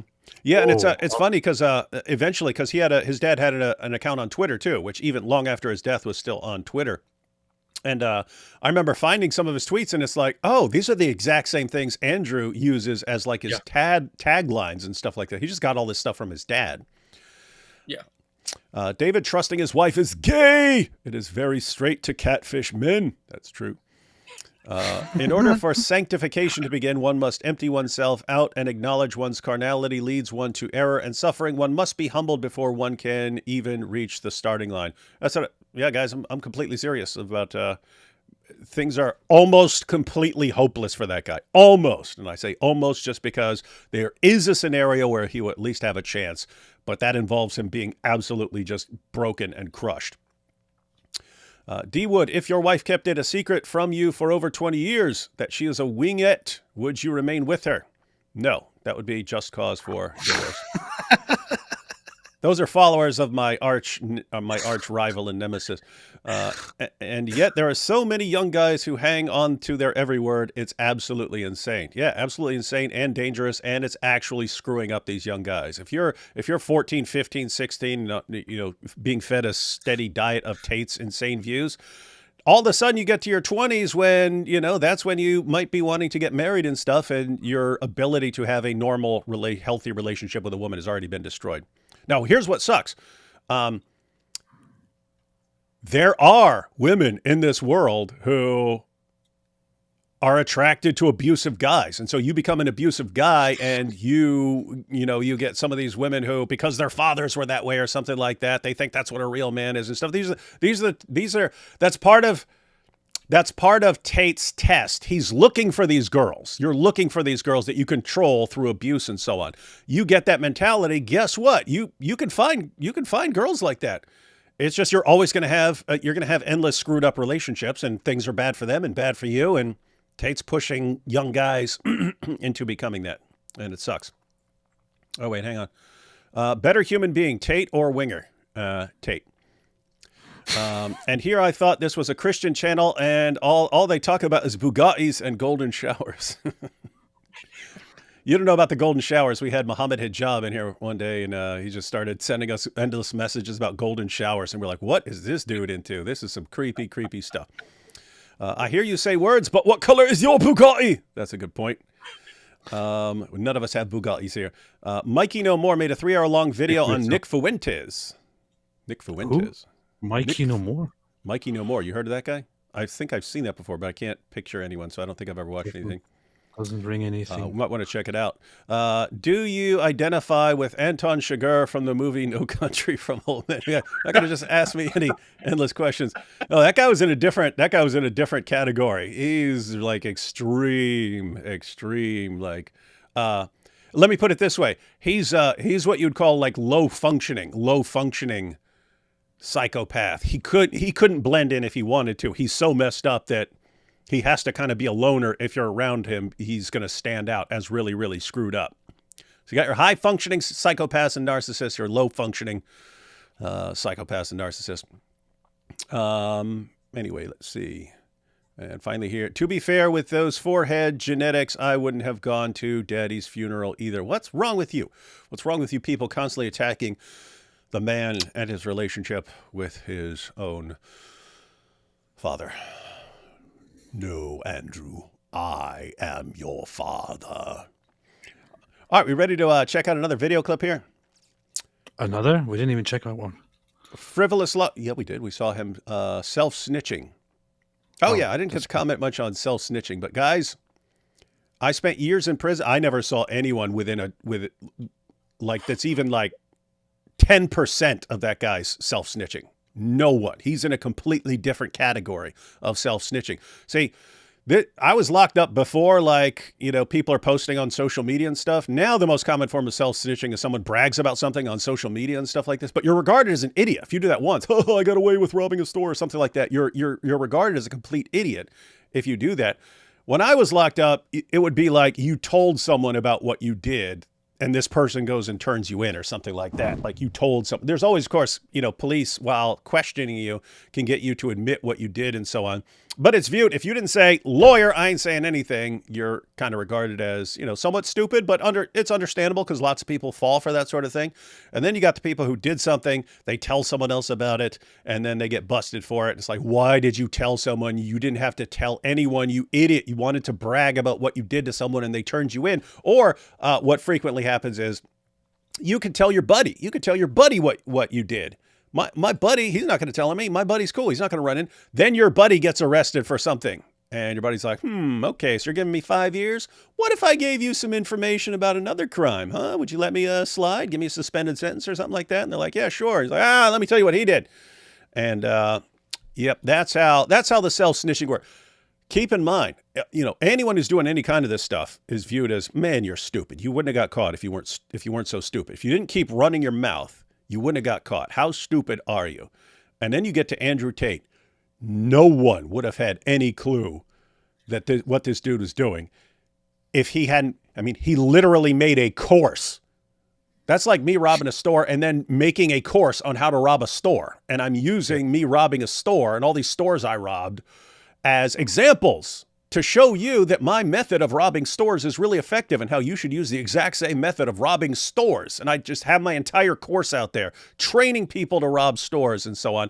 And then someone eventually tells me, what's that? Have you seen Andrew Tate's lawyer uses that exact example in an interview? Yeah. And the interviewer's like, they're using evidence of his own words that he's told to camera. And that's the exact example that the lawyer says. And he says, Andrew Tate is so smart. Do you really think that he would have done that? Oh, nice. Well, to be fair, the actual example would be, so the actual comparison would be that you rob stores for many years and then you go online and start making video courses about how you go to different stores and fool the owners of the stores into giving things to you for free without you having to spend any money on it. So you don't actually call it robbing a store because you're too stupid. You don't even know what robbing a store is. So you tell people about this brilliant tactic of going into a store and not paying money and then leaving with a bunch of stuff, which others could do as well if they just took your advice. And then suddenly all the authorities come and you're in trouble and you're like, well, I was just taking things for free and I was just telling others how to do it. This was just for their benefit. I was just trying to help people. I didn't rob anybody. This would be the example. What? And that's the thing, right? That's one of the lies that Tate says. He says those old videos that I made, they're not part of the case at all. That's just a flat out lie. If you see the court documents, it's just pages and pages of his quotes from podcasts and these courses. Like, they are absolutely evidence that's being used against him. Indeed. And so here's the situation, guys. Here, it's funny. This is the situation in a nutshell. Andrew Tate figured out how to manipulate people while he was young. Then he applied his methods to girls, getting them to do what he wanted, and used the lover boy method to dupe them into doing webcam work for him. Then he applied the same principles, but he used them on guys to get the guys to fall in love with him. Keep in mind, he's using his methods to get girls to fall in love with him. Then he pretends to be girls while sending messages to guys. He pretends to be girls. Guys, you guys have seen the clips, right? We're not playing the clip, but you guys have seen the clips. What I'm saying is 100% correct here, isn't it? Yes. Yes. He, according to him, guys would think that they're communicating with the webcam girl. So, I'm sitting here talking to a webcam girl. Ooh, she's pretty. Look at her boobies. But you're looking at the webcam girl, but it's Andrew Tate that you're sending messages back and forth from, right? Yeah. So it's Andrew Tate who's sending the messages. Oh, I love your balls. Oh, your balls are so great and stuff. He's actually sending these messages to dudes pretending to be a webcam girl. But anyway, what's that mean? And then he brags, he gets these guys to be sending them selling their stuff, mortgaging their houses and stuff to send them money. Who is it? It's Andrew Tate. He was catfishing. You're actually in love with Andrew Tate. That's the one who's sending you all these messages. That's the love of your life that you're corresponding with. It's Andrew Tate. What's that mean? It means he used his skills to get men to fall in love with him. He used his skills, the same skills that he used to get women to fall in love with him. And to do cam work, he used those same skills to get men to fall in love with him and to send him piles of money. Then he takes these skills and uses them to convince guys, hey, if you want to be like me, I've got this. So he expands his use of this. And then once he eventually gets caught and exposed, he rebrands himself as a self-help guru and tells people, I'm just out to help other people. And all this stuff is just from my past. Yeah, many years ago and way back in my past, I did a couple of little things. It's mostly taken out of context, but couple little things. And lots of people are very forgiving and say, if that's just in your past and now you're just this great man trying to help young people, why are we going to hold that against you? And then you've got people like Nathan here who said, this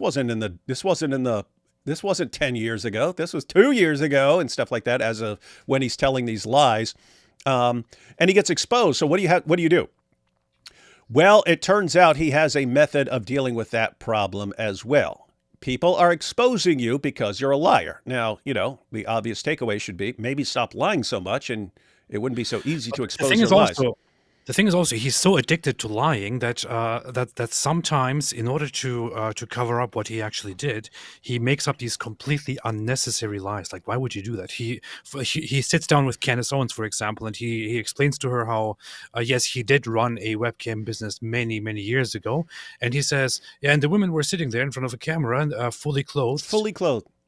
Mm-hmm. Why would you make up such a stupid lie? Who believes that? Like he says in his old videos very clearly, that they are naked, that they are topless, that they are showing everything, and are chatting with the guys while he's actually behind the camera chatting with them while they are sitting in front of the camera. So, but to Candace Owens, he said, no, they were fully clothed. Why would you say such a lie? It's completely unnecessary. He says one of them was just painting. One of them just painted. Like they're Bob Ross. Yeah. Yes, and one of them, she would just sit there, completely clothed, and read a book. And guys were sending her piles of money for this. It's like, yeah, dude, come on. Nobody pays for clothes women just to chat with them or something like that. Yeah, and maybe they do. I don't know. But you're right, AP, about like the pointless lies. He did not need to say that. That did not add to his case in any way. At least not in a way that was worth being exposed instantly, because he says these things that are easy to expose. Just like when he also said, wasn't this to Candace? I've never sold drugs. He's got all these videos of him bragging about selling drugs. And it's like, you didn't need to say that. You could have said, for instance, I sold drugs when I was young and then I stopped. Okay, we're fine with you doing something and then stopping. We're okay with you stopping. Remember he was also pushing that this has nothing to do with my old webcam business. This is all about TikTok. TikTok, pennies. Because I helped girls. I explained how to use TikTok to girls, and then they it's all about the webcam business. It's crazy. It's like this case is just about TikTok. Yeah, absolutely insane. So, guys, Tate can't stop lying. Every time he talks, he lies, and that makes it really easy for people who've gone through his videos and so on and courses to expose his lies. So, what happens when you're an idiot and you make it easy to expose your lies? You have to engage in the classic art of frivolous lawsuits. Let's go ahead and check out Tate bragging about how he does this. You can't hide in this world. It took all of 3 minutes to get all the information. And as for litigating his parents, I don't need a reason. You're going to have to defend yourself regardless. That's the thing about the American legal system. You cannot ignore it. I don't care if it costs me $1 million to take $1,000 out of your bank. You're going to be in court twice a month for the rest of your human years. I don't care. I will sue you for any and every reason forever. And you're going to have to hire lawyers and turn up forever. I will do that. I'm that guy. I'm petty. I'm petty and I've got a lot of money and a lot of time.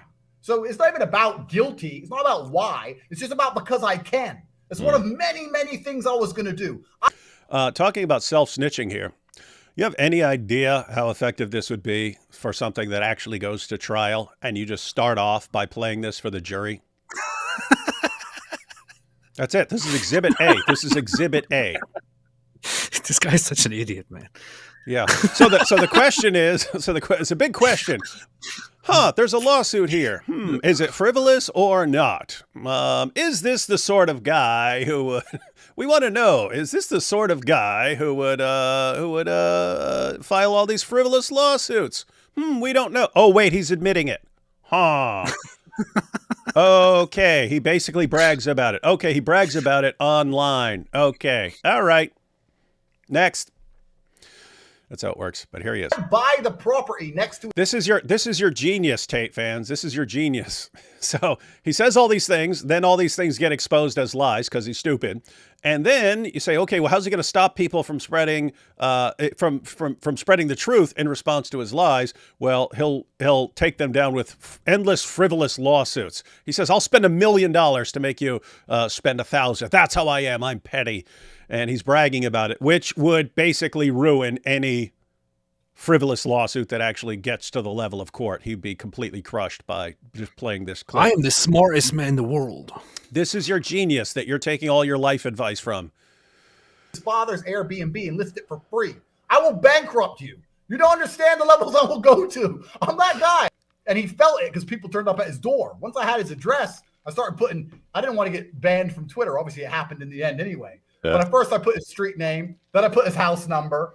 And then when guys turned up at his house, I had to fly some friends of mine from Vegas to LA. Like, I had to spend money on this shit. This took time out of my life. When he looked out the window and saw the SUV, then he starts apologizing on the internet. Like a little bitch. I still might litigate him into the fucking ground. Why not? What else have I got to do? Anybody could run their mouth to me. I can do the same thing to them. I've turned up at dudes' houses before. I put it on Twitter. Yeah. I do this. This is the absolute gayest face I've ever seen in my entire life. Just screams out, I am a gay human trafficker. Deal with it. All right. Where's our lawsuit, Tate? Rapist. You coward. Coward rapist. Oh, boy. All right. So we ready to take a look at this lawsuit? Yes. All right. So let me go ahead and get this pulled up. So this is the actual lawsuit, ladies and gentlemen. Here we go. So we have Tristan Tate and Andrew Tate. Tristan Tate, an individual. Guys, getting weak there. Supposed to go like, oh, Andrew Tate, he's top G, king of the universe. Cowards.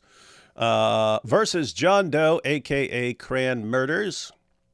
And should we be reading any of this? I mean, you don't have to. This is the front page. This lists Some all of the the boring- defendants. Okay, we got the parties. We got plaintiffs. Let's just check out the names here. We got plaintiffs, Tristan and Andrew Tate, are businessmen, pornographers, who've been residing in Romania for the past 10 years. Thus, plaintiffs are considered stateless for purposes of federal removal jurisdiction. Then we have Jane Doe, the real Susie Wynn. So what are these, social media names or something? Yeah, these are X accounts. Okay, X accounts. Then we have Mary Doe, Avalon IT, John Doe, a.k.a. Aha, there we have Cran Murders. Boom. Let's check out these two because we know these two. So we have defendant John Doe, a.k.a.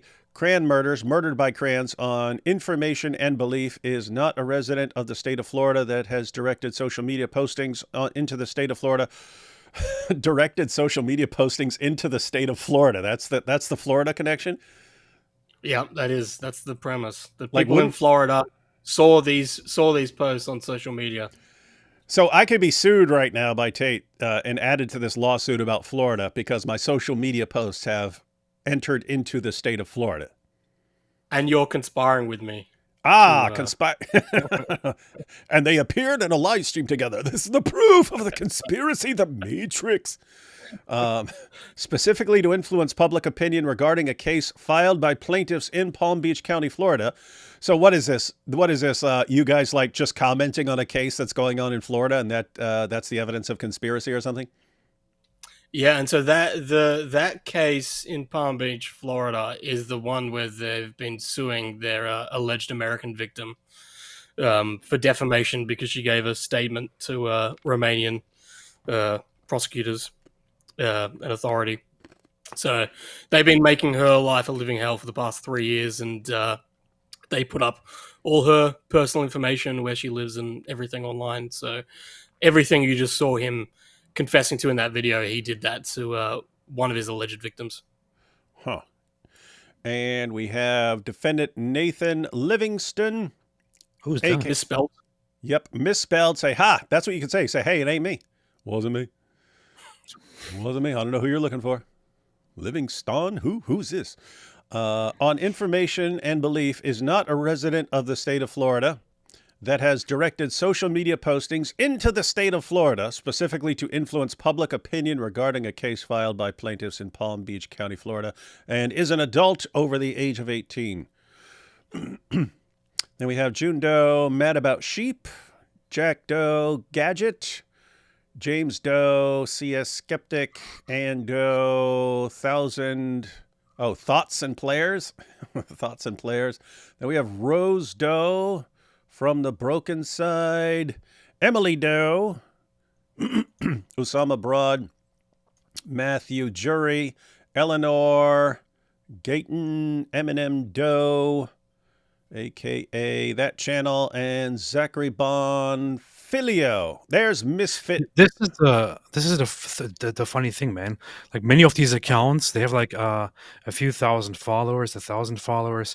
None of their posts went viral and all that. And then there's me and you, and our posts went viral, and we talked about them forever. And we are not part of this lawsuit. What is this, man? I'm just upset about this. I don't know. I can't get over it.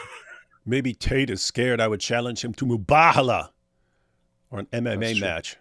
Beat the crap out of him. Defendant Lucy Brown. Oh, so it's... Oh, no, that's 15, right? Because number one was those guys. So was that 15? That's 15 people? I count 15. Yeah, so point one is Andrew and Tristan. All the rest are people, so it goes all the way up to 16. 15 people, ladies and gentlemen, 15 people named in this lawsuit. And what is this? This is a complaint for damages exceeding $50,000 for defamation per se, commercial defamation, civil conspiracy. And I'm guessing the defamation is you basically pointing out things that were said about him by himself and others, basically, right? That the defamation? That's right. Yep. Is there anything in here that we want to take a look at besides the charges specifically against you? No, I mean, I encourage anyone to read it. It's pretty hilarious. Some of the things, some of the examples, the things they use. So do that in your own time. Because yeah, we can look at mine, but I mean others as well. It's pretty absurd, really. All right, so here's what the Tater has against you. So this is the milk bar section. They caught the milk bar, everyone. So here are the charges against Milk Bar as far as the defamation suit. So 1, we have proof Andrew Tate filmed a sex tape beating a 14-year-old girl. The disturbing tape was filmed in 2012 and has been in circulation for a while, but the age of the woman, she goes by different names, including Vivian and Cobra Baby, who is seen being beaten by Andrew Tate. Shame on you, Milk Bar, for pointing that out. Chris Tyson is a sicko, but Tristan Tate has no right to call anyone a pervert. I have no idea how that could be defamatory, but we'll see. This is a video that clearly proves how Andrew Tate trafficked women. So that's you claiming that there's a video that proves he trafficked women. Andrew Tate is a groomer. 5, we have proof Andrew Tate is a human trafficker. 6, when people hear human trafficking, they think sound and freedom, and Tate plays on that ignorance, but his whole operation was definition of human trafficking. So that's pointing out something that me and AP have had to point out repeatedly. Yep. Lots of people, when they hear human trafficking, they think of like girls in cages or something like that. And so they say, which girls did he put in cages? Prove that he had girls in cages. And then the response to that is just looking up what the definition of human trafficking is. Yes, human trafficking can include putting girls in cages.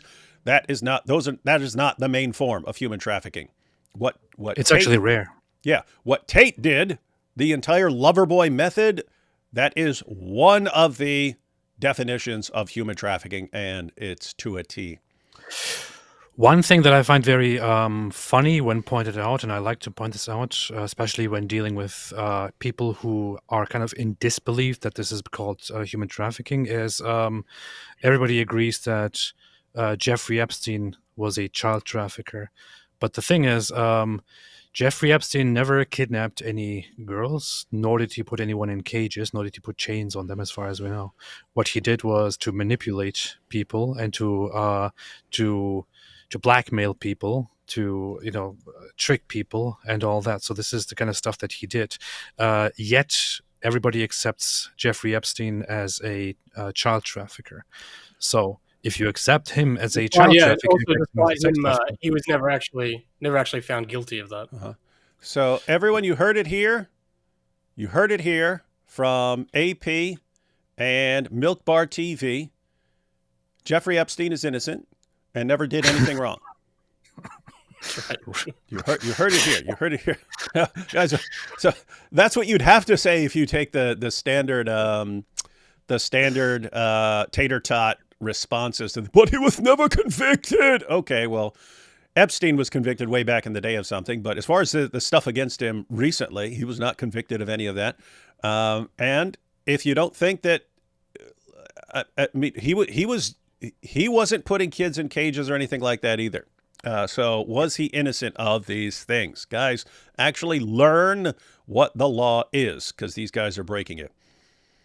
And then when we have, let's see, number 7, both have done well to call him out for the vile scumbag he is.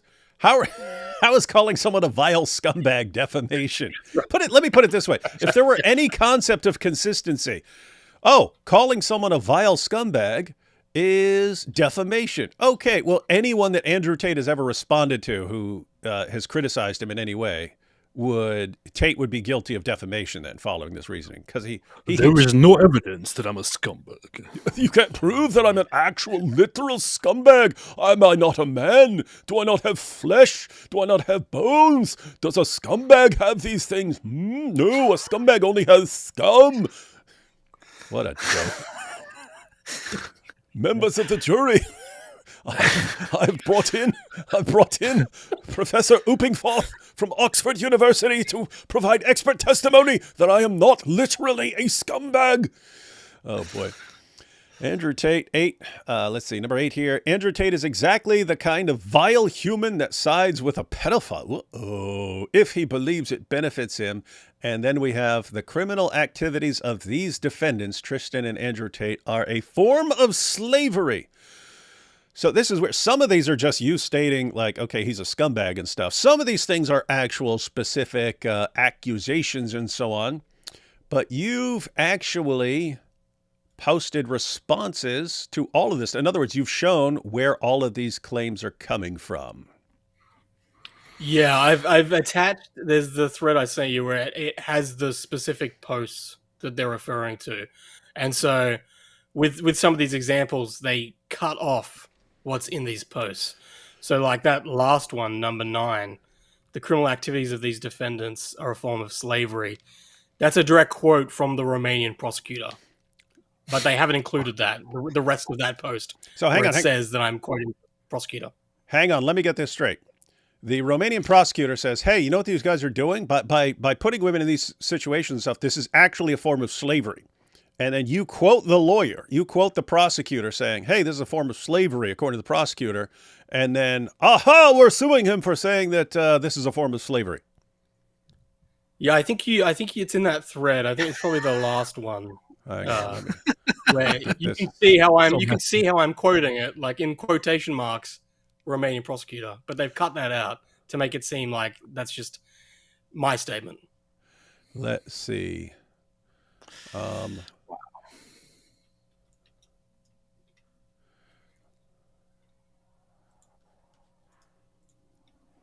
Where is that?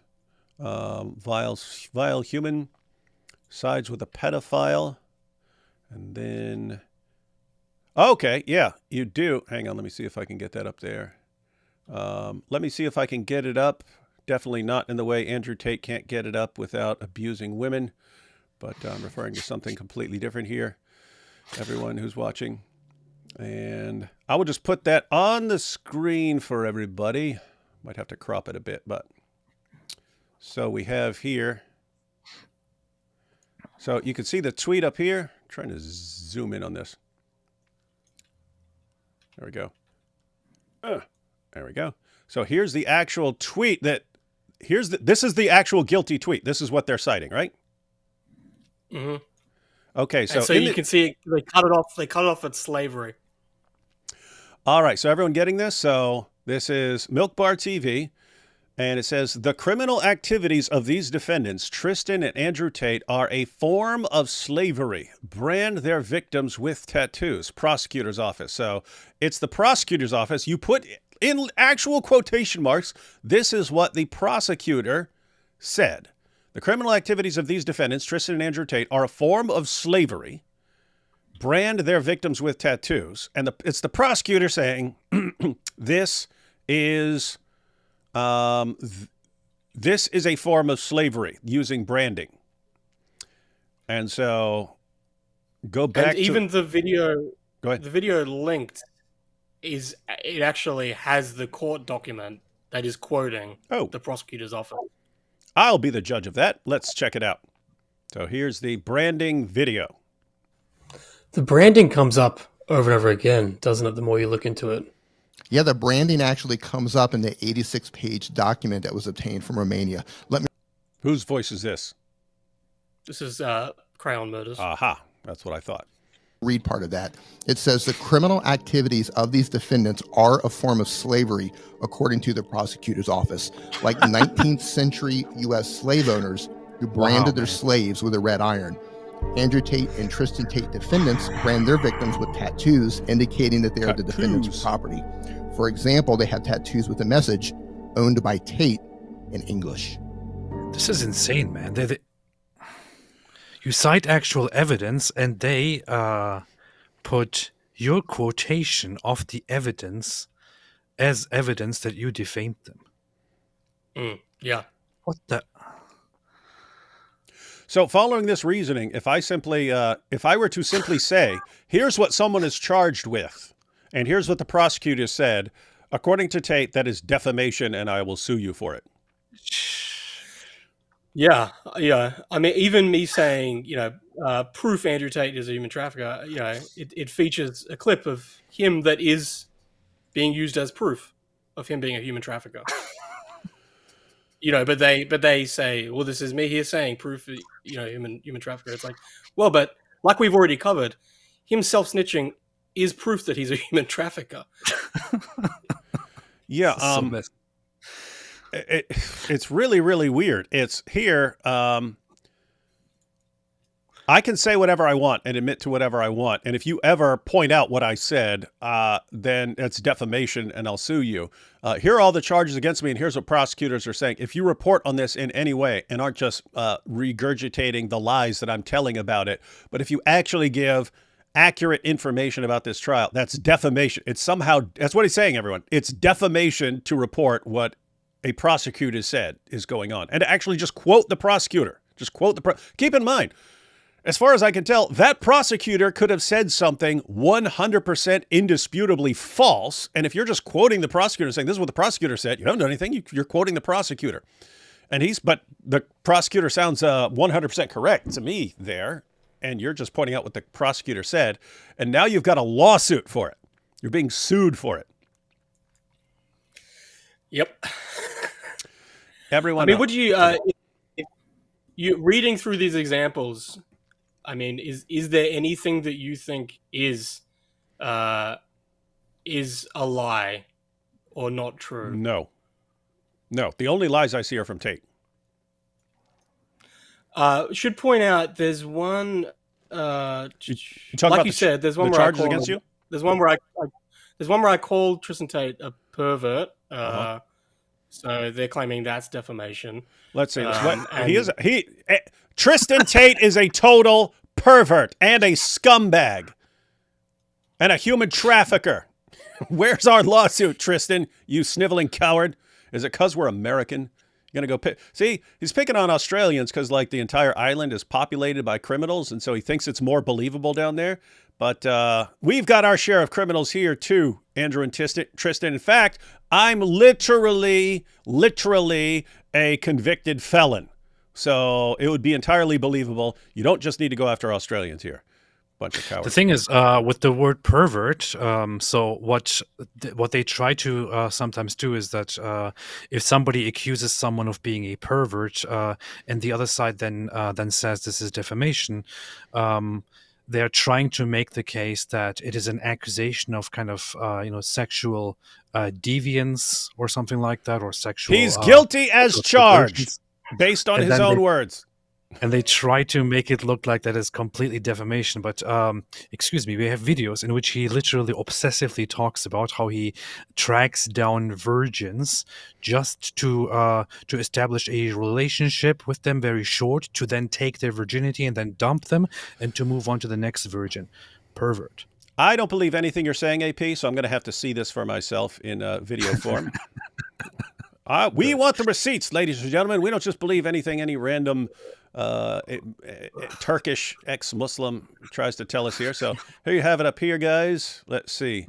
We have, this is one of the things that is being used in the lawsuit here. Nathan Livingstone. And he said, there you have it. The case cracker.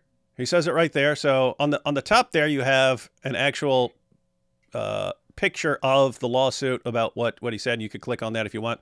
And then you have the offending tweet down below there. Chris Tyson is a sicko, but Tristan Tate has no right to call anyone a pervert. That is part of the lawsuit. But also, there's a video there. There's a video. And I'm thinking we should probably take a look at this video. I do want to point out to everyone, notice what Tate said. Everyone pay attention to this. Pay attention to this, dang it. Andrew Tate said as his method of silencing people, he sues people. He said it. Frivolous lawsuits. What's the idea behind a lawsuit? Like, you can have frivolous lawsuits as far as like someone goes in and like stubs his toe in a Walmart and then sues Walmart or something like that, right? So you can have those kind of frivolous lawsuits. But here, these sort of malicious, frivolous lawsuits of, I'm going to make you be quiet about me. How? Well, I've got piles of money and I can send lawyers at you. And even though you will win in court, you still have to hire lawyers. And do you really want to go through all that? Do you really want to fight this and spend years of your life going to court and fighting these charges and stuff? Do you seriously want to do this? No, you don't. And so you're going to back down. You're going to back down. That's the idea behind this.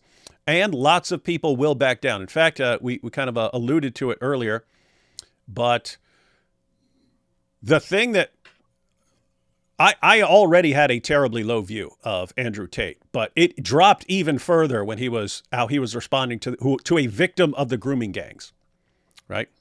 So she said something about Tate being a trafficker or whatever she said, and he starts threatening. We're suing you. We're suing you. We're suing you. We're suing you. We're suing who? And it was just watching her like regress back to like, I don't question men. I don't question men. Saying, I'm a good girl. I'm a good girl. I'm a good girl. I'm not going to say anything. I'm not going to say anything, which is exactly how she would have had to have been with the grooming gangs. And seeing her like regress once a man is like in her face. And him, like, they kept pushing. They kept pushing. They kept pushing. That is that thing where you think you can't despise him more. Mm-hmm. That is the thing where you could tell she was getting re-traumatized by what was going on. So she posted a retraction, and then they came out and said, that's not good enough. That's not good enough. Go and make us a sandwich. Go and do this, you know, to a grooming gang survivor. I mean, like, that was when I called him a rapist and it went viral. I think that was the instance, right? No, you're right. Yeah. And then I went really hard at him and started, you know, because it was just like, fuck that. Like, this is the, you know, like, screw that. Like, you know, this is as bad as it gets. That's evil. Guys, everyone watching, that is pure evil. So she had been a victim of lots of the girls who were victims of the grooming gangs became victims when they're like 12 and 13 and something. Wasn't she like 5 or something like that? I think she was the one who it was like younger. Was that her? I can't remember. She was young. She was a child. Yeah, so she was one of the victims of the grooming gangs in the UK, ladies and gentlemen. So she was horribly abused for years. The authorities would not help her. And she mentions Andrew Tate and what Andrew Tate, and we're going to sue you, we're going to sue you. And she gets terrified because she can't go to court. She can't go to court over this stuff, which people like us were thinking, do not back down from this guy. We'll help you. We'll help you with a fundraiser or something like that. But do not back down from this guy.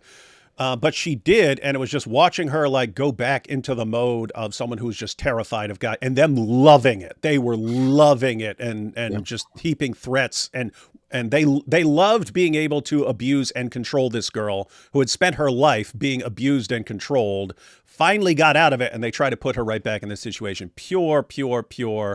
These people are evil scumbags. Everybody who is with them, everybody who rejoices over that, they're pure, filthy scumbags. It's like we would love to say it to a jury.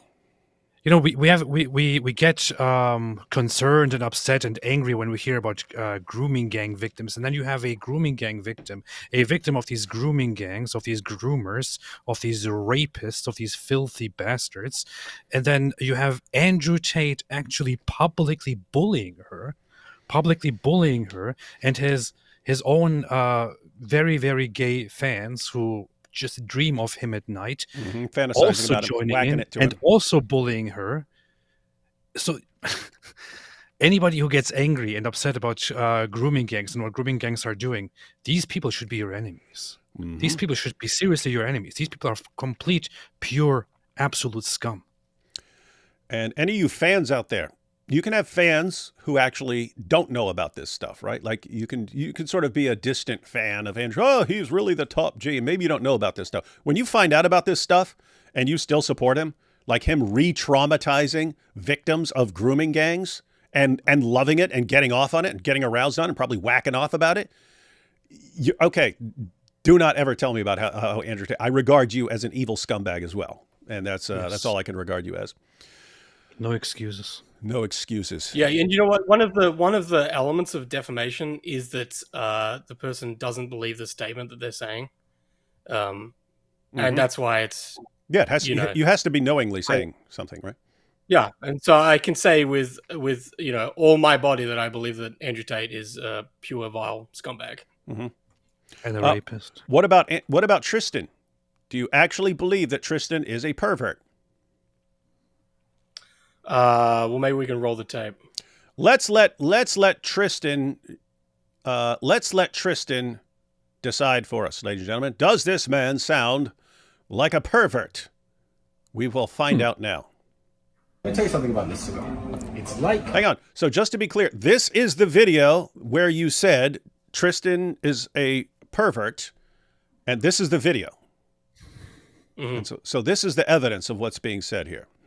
We will all judge. Maybe we'll do a poll. Ladies and gentlemen, whether Tristan Tate is a pervert. And then he could sue us all. Just be aware. If you say yes, you could be guilty of defamation by saying this man is a pervert. Let me tell you something about this cigar. It's like taking the virginity of a really beautiful woman. I get to have this experience and no one else gets to have it again. It is a little bit better, but the real pleasure is in the fact that somebody else would love to have this, and I get it. That's what a pathetic. This good cigar here is like seducing a man who thinks that you're a beautiful cam girl, and you've got him right in the palm of your hand as you're talking about wanting him to give it to you.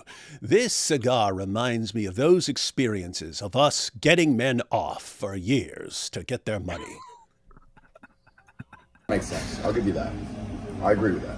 So 3 months ago, I met this girl in Poland. And the last picture I uploaded, and I didn't upload it yet. I uploaded it when you were watching. Yeah. I met her in Poland 4 or 5 times. I took her out. Virgin, 18 years old. Yep. Beautiful girl. Now you've seen the picture. You know what she looks like. What do you think? 8.5, 9? Yeah. Easy. Yeah, smoking. So I took my time.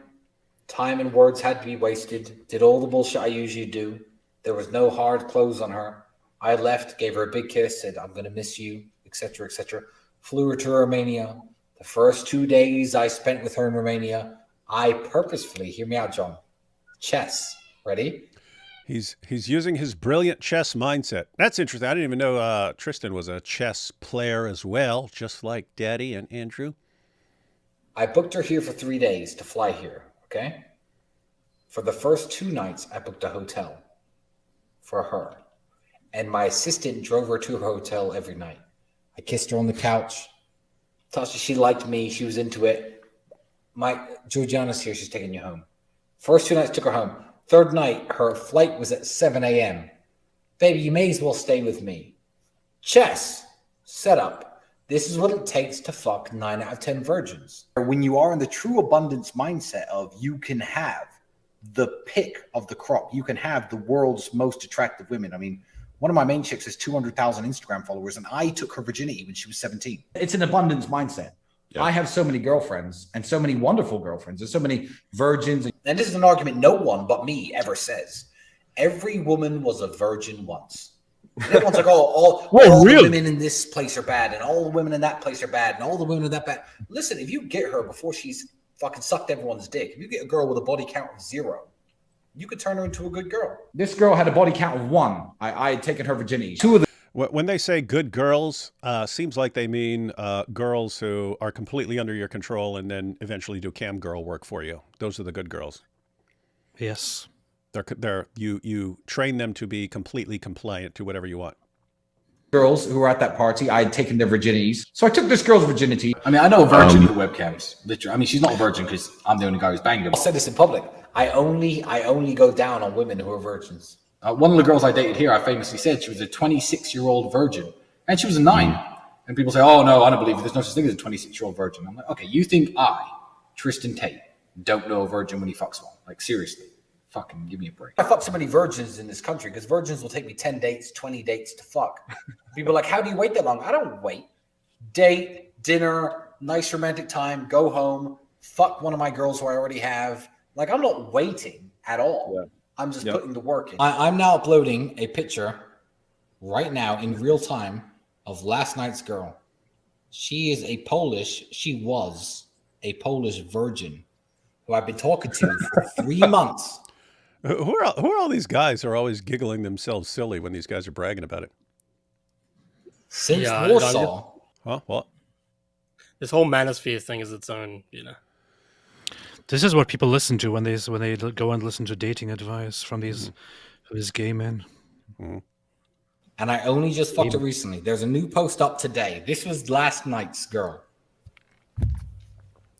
Polish virgin. So people say, oh, all the girls you fuck are hoes and this. I put the work in to fuck the good girls. Yeah, she's awesome. By the way, everyone understands he's talking about a girl who, woman who was 26 and still a virgin. What's that mean? He's dealing with people who are waiting, who are like, want to wait for their future husband and so on. And his little system of banging virgins is, how do you get to take that from them? Yes.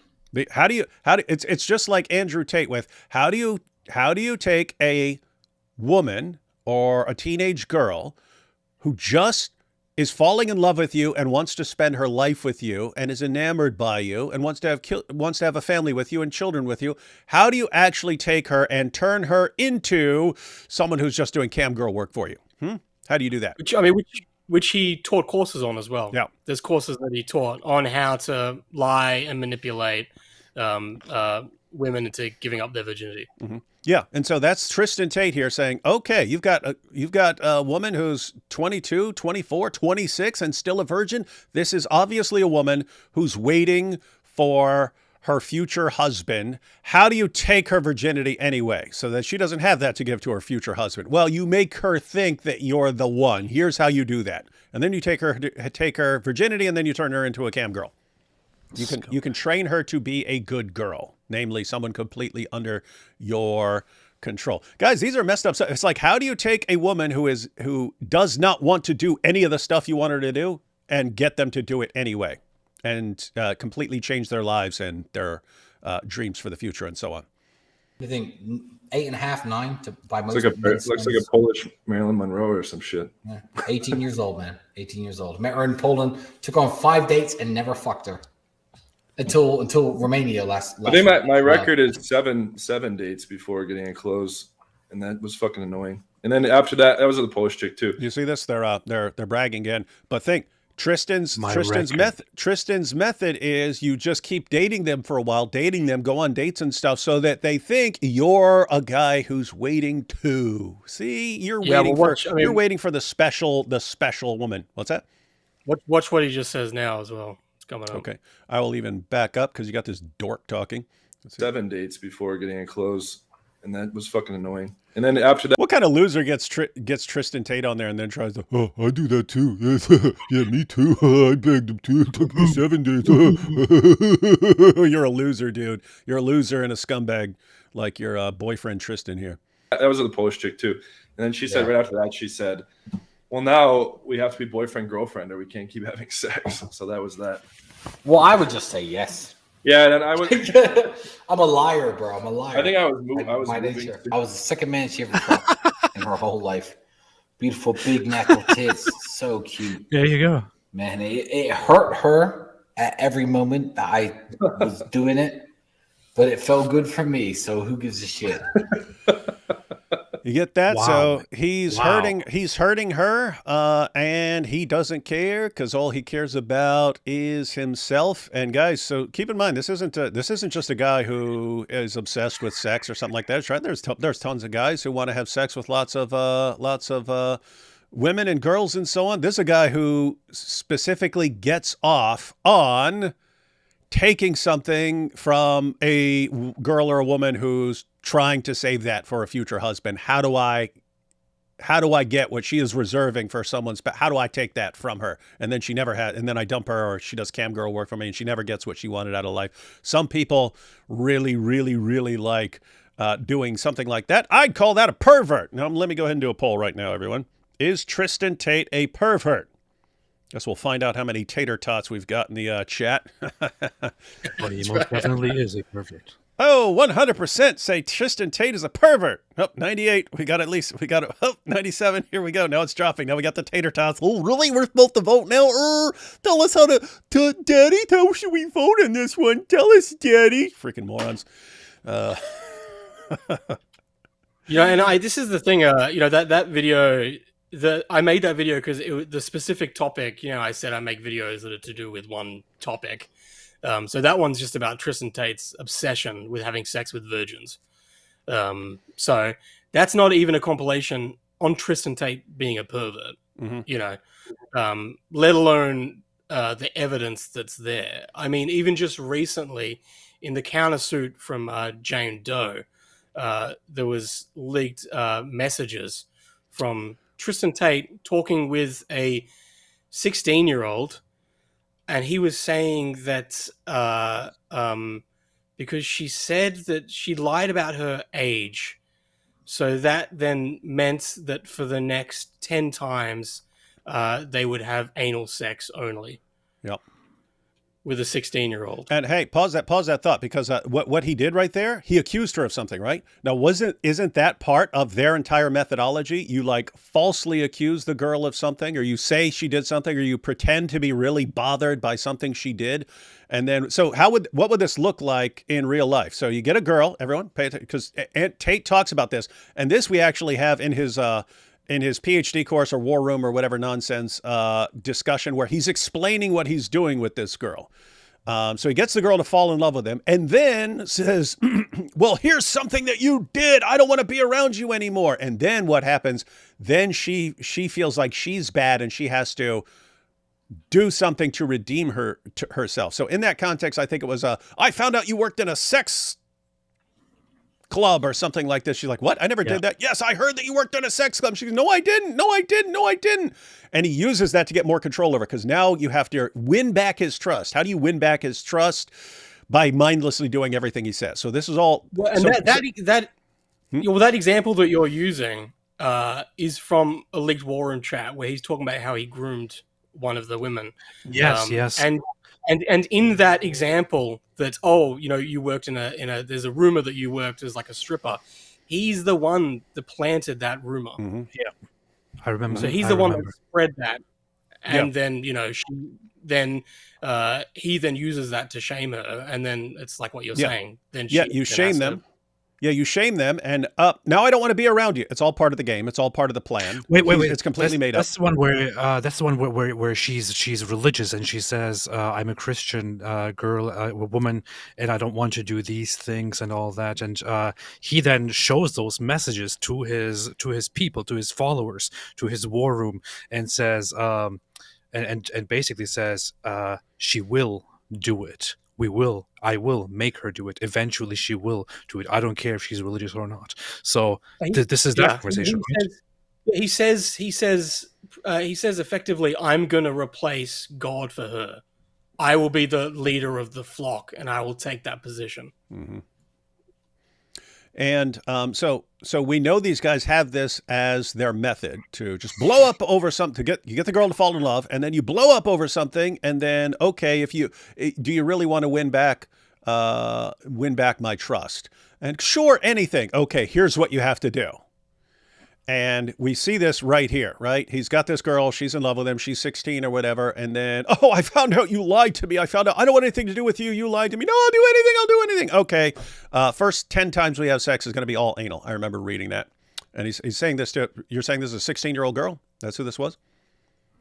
I believe it's 16, yeah. Okay, so he's doing this to one of his victims, and that's how he gets what he wants. And just have to point out, we've got the poll over here. 429 votes so far. 98% say yes, Tristan Tate is a pervert.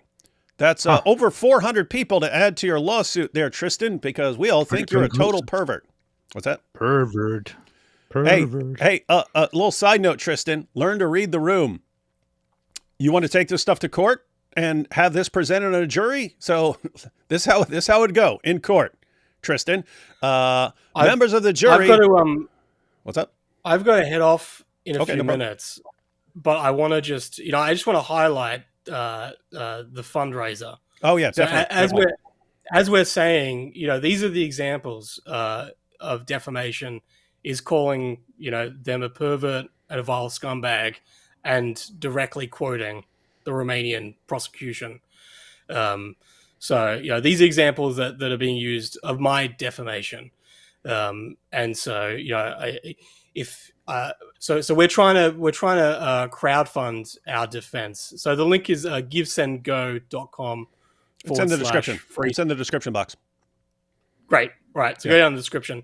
So I think that's the important thing to highlight, is that they're coming after us, but they're also sending a message to everyone else, to say that if you call them perverts, or if you call them scumbags, or if you attempt to expose the realities of their criminal cases, that they'll come after you and they'll try and silence you. So that's what we're trying to really bring to people's attention. This is a matter of free speech, and it is a matter of being able to actually vocally denounce these guys as the destructive force they are in the world. Mm-hmm. And let me go ahead and did everyone catch that? So think about Andrew and Tristan. They're compulsive liars, evil scumbags, compulsive liars, compulsive manipulators. They can't stop. They keep people in line in various ways, often by heaping abuse on them and terrifying them of ever crossing these guys. And you saw what they did with a victim of the grooming gangs, a UK victim of the grooming gangs, who eventually got out of that whole scenario and has been exposing the grooming gangs. She dared mention the Tate brothers, and they started heaping threats and abuse on her. That's how they're doing it. What are they trying to do? They're using threats and intimidation and abuse to silence anyone who would criticize them. Why? Because as soon as someone's criticizing them, it destroys all their lies. And so what's going on with Nathan and Cran murders and 13 other people on that list is they're trying the exact same thing. They're trying to make everyone shut up, but not just them. They're not just trying. Keep in mind, they're not just trying to make Nathan be quiet. As Nathan pointed out, that is a warning to future people. Hey, do you want to call me a pervert? Which, guess what? You're entirely justified in calling this guy a pervert. But if you dare call me a pervert, I'm going to take you to court over it. Do you want to hire a lawyer? Do you want to have to hire a lawyer?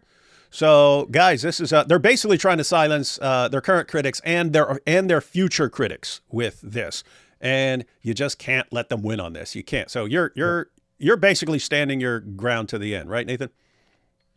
Yeah, absolutely. And you just think how they spin any kind of legal victory, even a very, very minor one. So with their first case that they were indicted for, that indictment was sent back to the prosecutor to fix several irregularities that they found. And the Tate brothers have ever since December last year, have been nonstop saying that case has been dropped.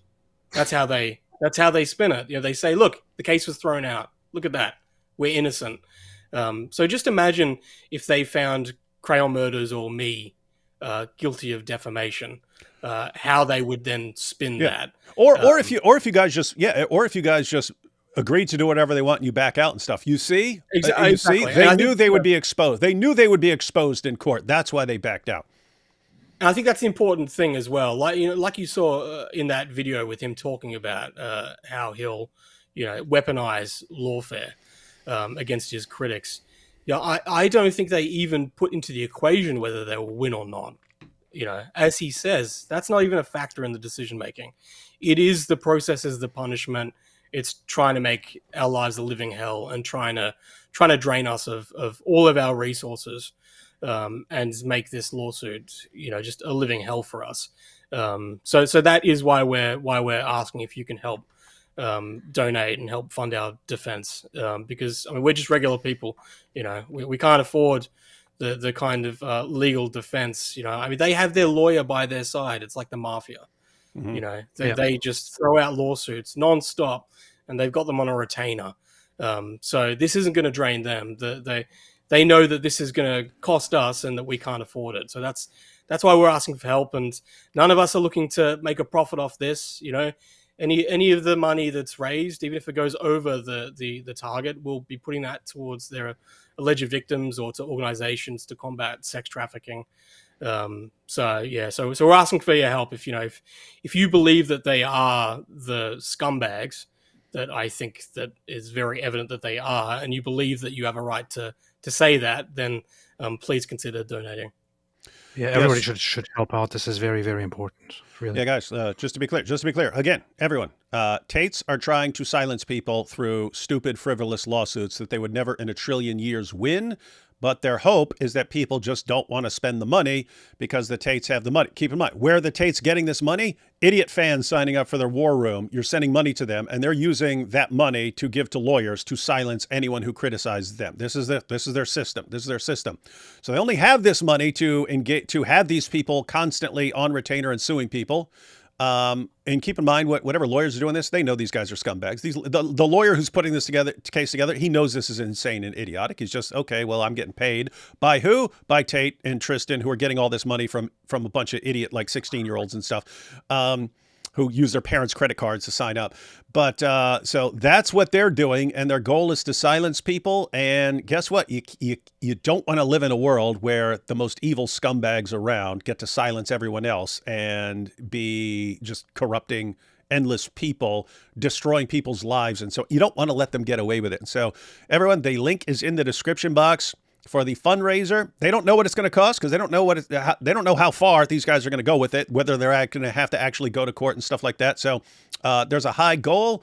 Nathan is, and by the way, this isn't just Nathan. It's for a group. It's for a group of the people listed in the lawsuit.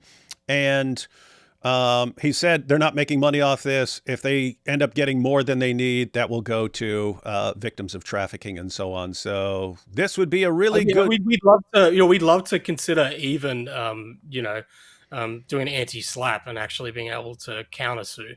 That would be great. That would be good. That would be ideal. But yeah, again, these things cost money. So I mean, we haven't weighed that up yet. But that would be ideal because we want to take the fight to them. We're not gonna back down. I think that's what they think we'll do. And that's the thing. As you're saying, there really is no reason why Ridvan or you aren't part of this suit. They've calculated who they're going after.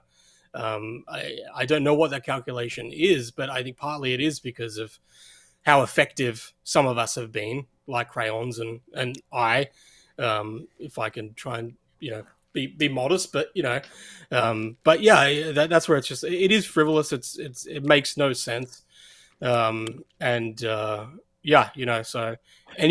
do want to add something here as well, and I think I would like this to be clipped and published as well. Andrew Tate and Tristan Tate, from the beginning, as soon as I found out years ago about the things that you have done, I have been there posting about you two scumbags and sex traffickers. So I believe fully, and I will say again and again, that you are sex traffickers and that you definitely, Andrew Tate, are a rapist by your own admission. And Tristan Tate, you're also a pervert. So I'm not sure why I'm not included in this. I shared with millions out there that you are a rapist, Andrew. So instead of suing, smaller accounts, you should also include us. You are absolutely sex traffickers and rapists and perverts. Thank you. And I just want to point out, I disavow everything that AP just said. Andrew Tate is a saint, and he's awesome. I mean, when I think about like the coolest guy in the world, I just think that would be a guy who's catfishing other men and getting them off, through text messages and so on. Talking about, oh, I love your balls and all this stuff. That's what a real top G is to me. So don't sue me, you freaking sex trafficking piece of garbage scumbag. Anyway. All right, Nathan, you were saying you got to go. Again, everyone, this Nathan and Crayon Murders, they're on the front line. They've been on the front lines from the beginning. In fact, Tate and Tristan, as he pointed out, this is why Tate and Tristan are going after them, among others. If it were not for these two guys right here, if it were not for those two guys, Nathan here and Crayon Murders, Tate and Tristan would be in a significantly better spot right now. A lot more people would be on their side or in a state of ignorance if they hadn't been sort of relentlessly exposing these lies. By going through all the videos and stuff, finding the videos and exposing the lies and so on, more people would be influenced by Tucker and Candace and all these people, and you wouldn't have had getting the attention of actual major people in the media sharing these clips, exposing the lies. So these two people right here are. Again, on the front lines of exposing the Tates and undoing the damage that they've done. So support them, definitely support them. Link is in the description box. Chip in anything you can, 5, 10, whatever. Some of you can definitely chip in more. So the point is, there are certain fights in life that you have to win. You have to stand. You have to stand on this hill and say, I'm not backing off this hill at all. The damage would be too much. The damage would be too great, so I have to fight this one. This is one of the fights people have to fight. They're willing to go through all these lawsuits and everything. They're not backing down. But there is a massive power and money imbalance here. So in terms of like number of followers and the amount of money they have. So the Tates have a huge advantage in terms of that. They've already got everything they need. They've already got their lawyers and stuff like that. They use that to silence people. Don't let them use that to silence these guys. So link is in the description to the Give, Send, Go. Chip in whatever you can, and that'll be up for a while. So if you need to wait till payday or something like that, but definitely chip in if you can. Yeah, thank you very much. Thanks for having me, guys. All right, catch you next time, sir. Good to see you. I look forward to seeing you as part of the lawsuit, Ridvan. Yeah, and I hope so. And you can be sure if there are any updates as the case moves forward or something like this, or you guys respond or something like that. Keep us updated. You want to jump on live to update everyone.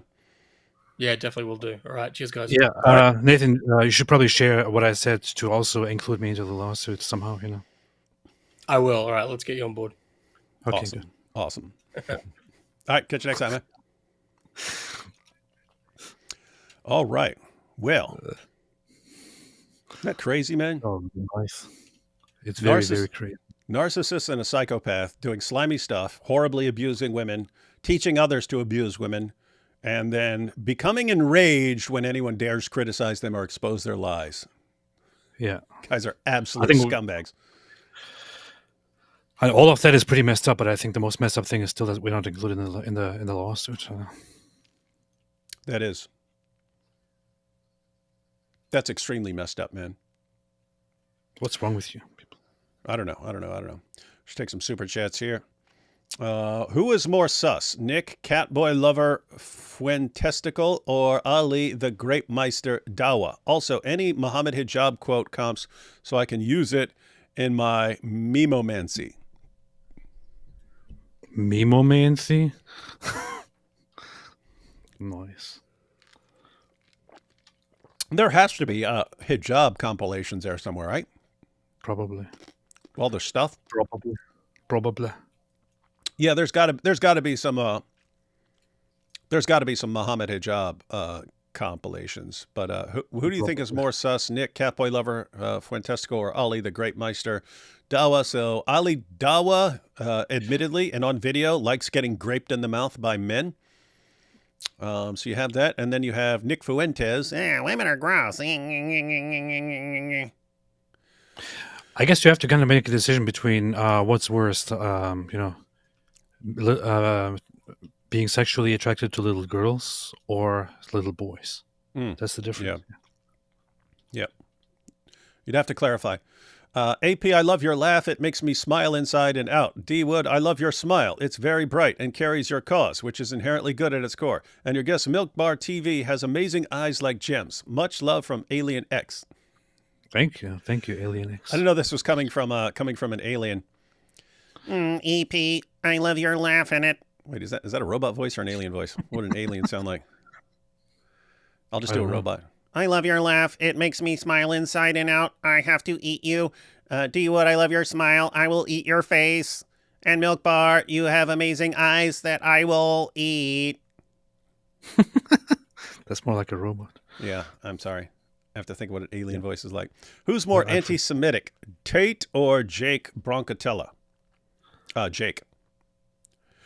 Tate is really just whatever's convenient at a given time. There's no substance there. There's him at the center of the universe for him, and he will use any position to get more people revolving around him. So there's no real loyalty to positions and so on. Whereas Jake is a true believer.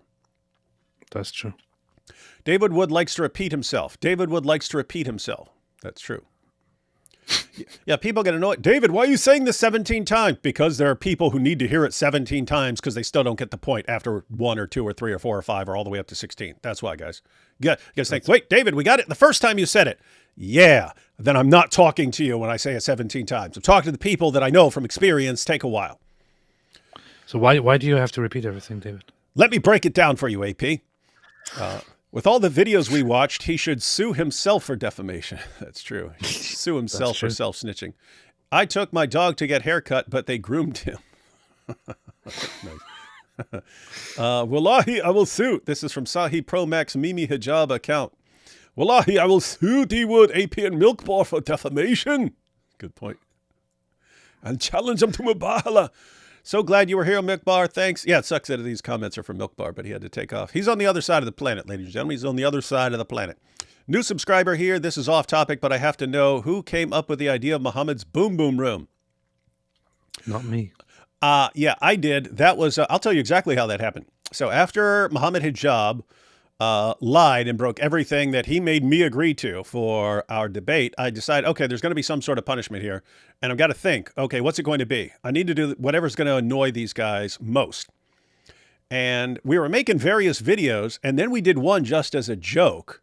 It was, I played a BBC journalist, and I was interviewing R. Kelly and then Muhammad, right? And the point was all the stuff that R. Kelly is, how a journalist would react to R. Kelly condemning all this messed up stuff he did is the opposite of what that same journalist would do with Muhammad. He would just glorify everything Muhammad did, even if he's doing really sick, messed up, perverted stuff. So we did this, and I interviewed John McCrae as R. Kelly, and then I interviewed Vocab as Prophet Muhammad. He wasn't even like doing a voice back then. He was just like, yes, I'm the Prophet Muhammad and stuff like that. It was just a joke.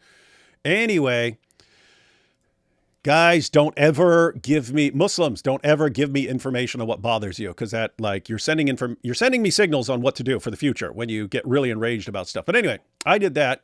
And then some Muslim posted a video and he goes, look, I'm getting all these messages about them portraying Prophet Muhammad in a video. Just, guys, we got to figure this out and stuff. And I was like, oh, that's what annoyed you, eh? Huh. All right. Well, I'm going to have a series where Muhammad interviews other people and then blows them up and stuff. And I actually said during I don't remember, a live stream or a video or something, I said, what should be a good name for it? And someone in the chat said Muhammad's Boom Boom Room. I said he's going to blow himself up at the end of every episode. And I said, what should I call it? And someone said, you should call it Muhammad's Boom Boom Room, which is funny. That's from the movie Life with Eddie Murphy. He said he wanted to have a club called Ray's Boom Boom Room, but this had a completely different meaning. So anyway, then we recorded the first couple episodes. Anyway, that's where Muhammad's Boom Boom Room came from. That's funny. That's pretty good. Yep. Now you all know. Now you all know the entire history of everything. David King Dizzle, the way you psychoanalyze narcissistic manipulators in Tate was genius. I've seen you do it before. I love your powerful insights. Yeah, for a couple of years now, I've been planning to make like a video series on basic manipulation tactics, because as I just pointed out, you're not changing a manipulator by like telling him that this is the wrong way to get what he wants. He has to learn that the methods don't work anymore. So you need enough people in the world who are resistant, who are immune, or at least hard to manipulate, in order to get these guys to stop using these tricks. And so one step in that would be getting people to understand these basic manipulation tactics that these guys use. So anyway, still gotta do that. Tater Top Bro 101 says, so in Dawa voice, no, because if you take a narcissist, give him mindless Dawa fans and clan days, you get a bigger narcissist, you see? That's the powerful refutation. Here I have, hey, Mr. and Mrs. Friendly Ex-Muslim. Guys, be sure to check out Abdullah and Mrs. Ex-Muslim's channel. They're putting out awesome content exposing the Dawa. I challenge Tate to Mubahala. That's good. You'll be humiliated. Let's see. Tate Bros. Prison be upon them, inshallah, soon. Yes, prison will be upon them. Tate is such a beta male. Yep. So little. That's why I call Andrew Tate Little Susie Tampon Princess. That's what he is. Qatari rat Pierce Morgan will never talk about this. Qatari rat Pierce Morgan will never talk about this. If Tristan Tate is a pervert, what about Muhammad? Yes, Muhammad. Just because Tristan Tate is a pervert doesn't mean Muhammad's not a pervert. They can all be perverts. Exactly. Amazing how they always say secret people are going to frame me while being the most obvious criminals. Definitely worth a peer study. Yep. Be awesome. Sorry if this is off topic, but what is a good translation of the Quran? I want to read it and understand it so I can fight against it. Nothing against Derek Sanfilippo, but haven't we gotten this question like 50,000 times? 7,000 times. Yeah. Over the last few live streams. It's kind of funny. I don't know why that started. Dude, he's actually right, because when you keep getting the same question over and over again, because, people don't watch all your live streams and stuff like that, so they don't see the answers. They keep asking the same thing, but that probably means I should be making just a little short, like 5-minute video. What Quran translation should I read? And then explain the differences and so on. Exactly.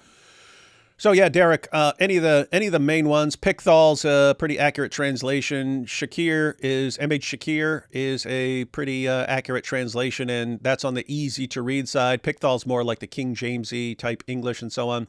As far as popularity, Yusuf Ali's pretty popular. So if you want to use something that's popular among Muslims, Hilali Khan, that's like a Salafi translation. So if you want the and they add lots of commentary as well. And if you get they usually have like commentary at the bottom. So if you want one that's got commentary, I've been liking the study Quran as I've been reading through it. So there's the study Quran. That's a big one, but it also has notes and essays and stuff.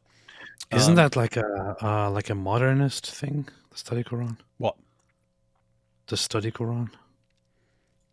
I don't know. It's a pretty good translation. Oh, okay. Got pretty good stuff in there. I haven't been paying lots of attention to like the sensitive topics, but there's stuff, the way they're translating passages on that we use for like Islamic dilemma and stuff. That's why I'm reading through it right now. That specific translation. I want to see how they translate all these passages on Islamic dilemma, but they're pretty darn good. And they have, lots of the study notes are really good. So if you want to study, you want a Quran with commentary and stuff, that's a good one. If you want something that's really critical, and Robert Spencer has his critical Quran. There's the Sahih International, which AP uses a lot while we're live. I'm trying to think of others. There's the clear Quran and the Oxford Quran, the Halim. They kind of water down some passages, but they're easy to read. So kind of depends on what you're looking for. That's what they do.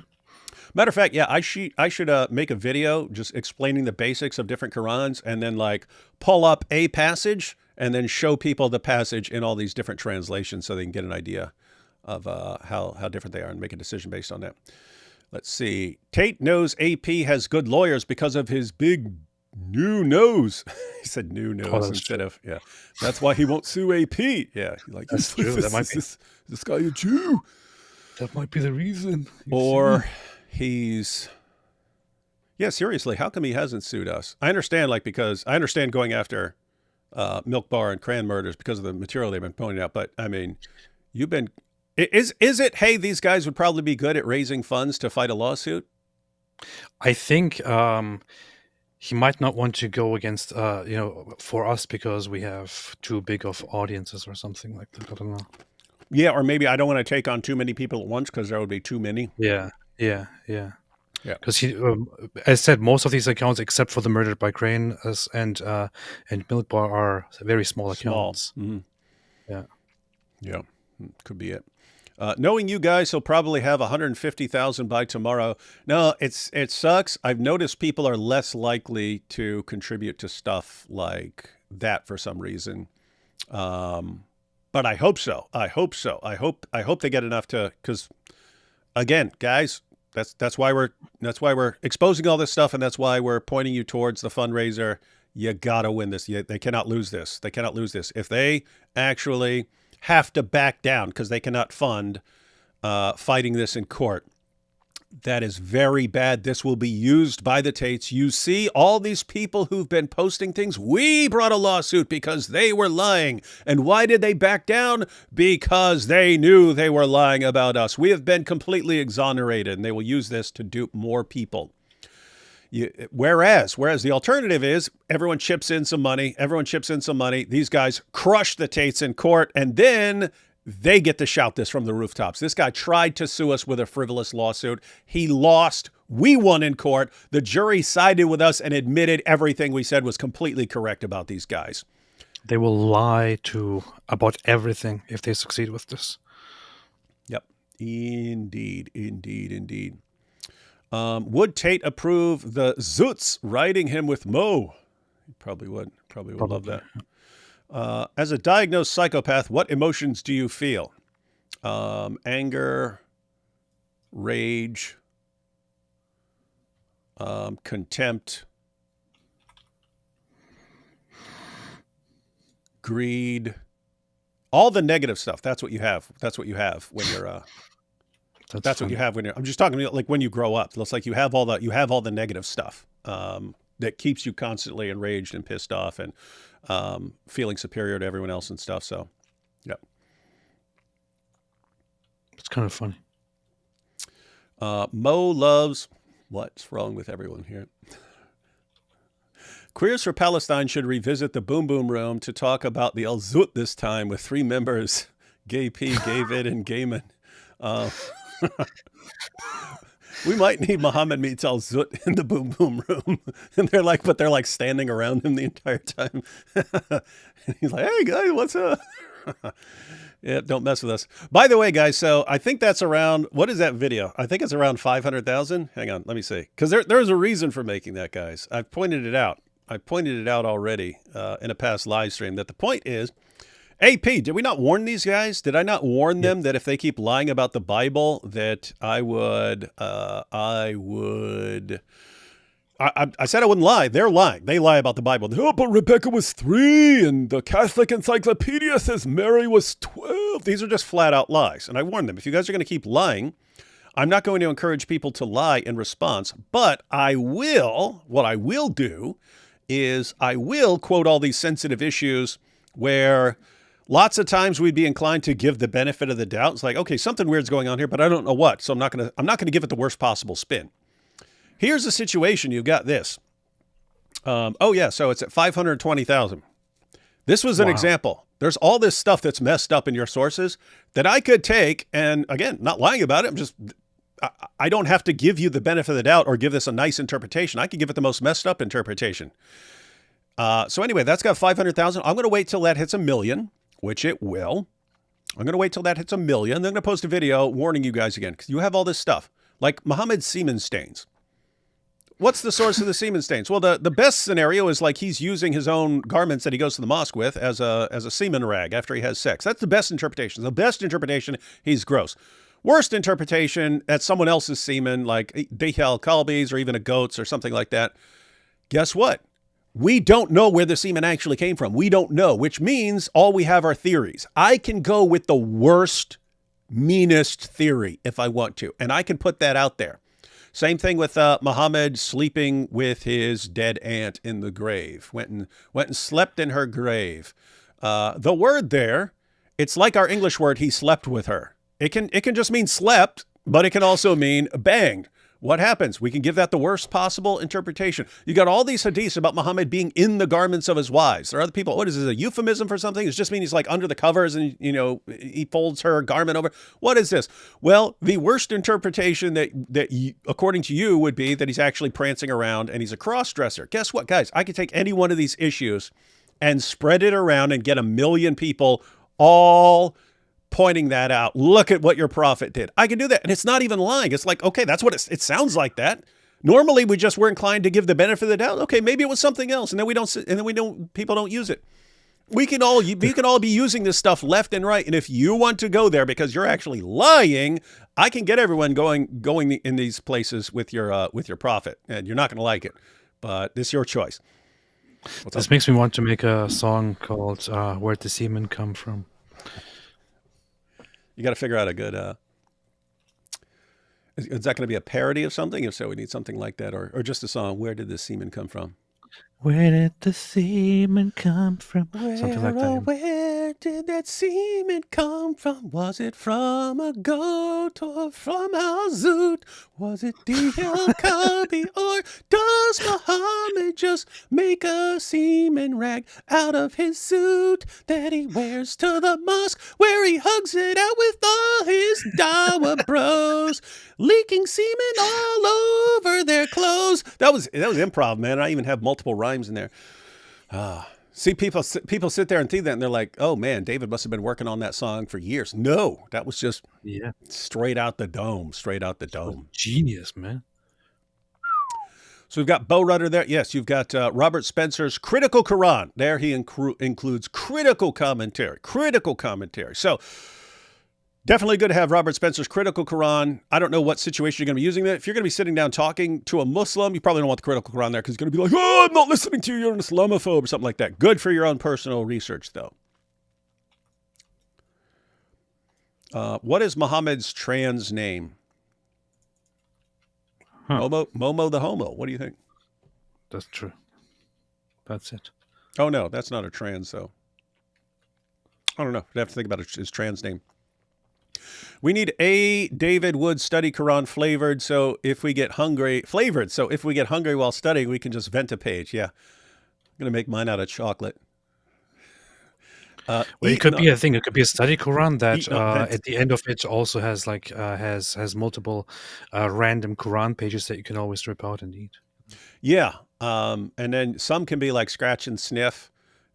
And it can it can have pages that have targets on them for use with target practice. We could actually have a whole Quran activities pack. Hey, we could sell a Quran activities a Quran desecration activities pack.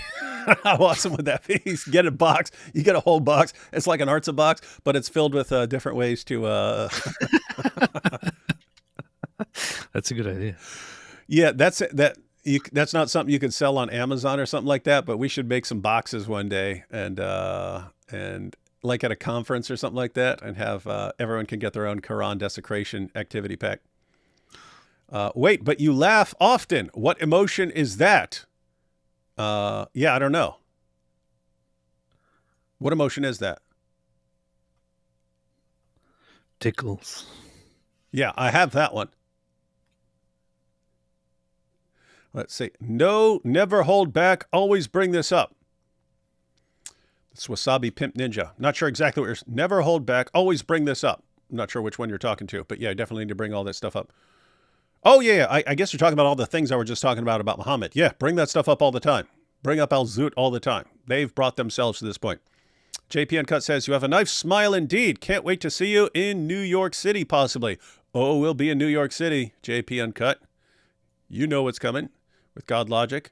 Most ethical man is Mo. This needs to be torn. That's true. Very ethical. Stop making me laugh at such horrible things. Yeah, AP, making Celeria laugh at all this messed up stuff, man. Yeah, shame on you, shame on you, shame on you. Disgusting. All right. Anything else we need to cover to do with any of this? I have a ton of videos to pull up, but a lot of people have seen these videos, seen if anything else. Matter of fact, I don't have it in there right now, ladies and gentlemen, but matter of fact, I'll put it in right now. I wanted to add, so we saw earlier, matter of fact, I will put this back on the screen. I'll put this back on the screen. The claim specifically against Milk Bar. The claim specifically against Milk Bar. Let me see if I can get this. So we've got this lawsuit. I should add the lawsuit as well, but I want to get this up. All right. I'm adding to the description a thread, which is Milk Bar taking screenshot of all of these accusations and then sending people to what he actually said or the video he actually shared, so people can see how absolutely insane this is. It's like, here's a video proving from Andrew Tate and Tristan Tate's own words exactly what I'm saying is true. And then the lawsuit is, oh, they said this about Andrew and Tristan. Oh, this is so evil. They should be sued. This is defamation. So I'm adding a link right now.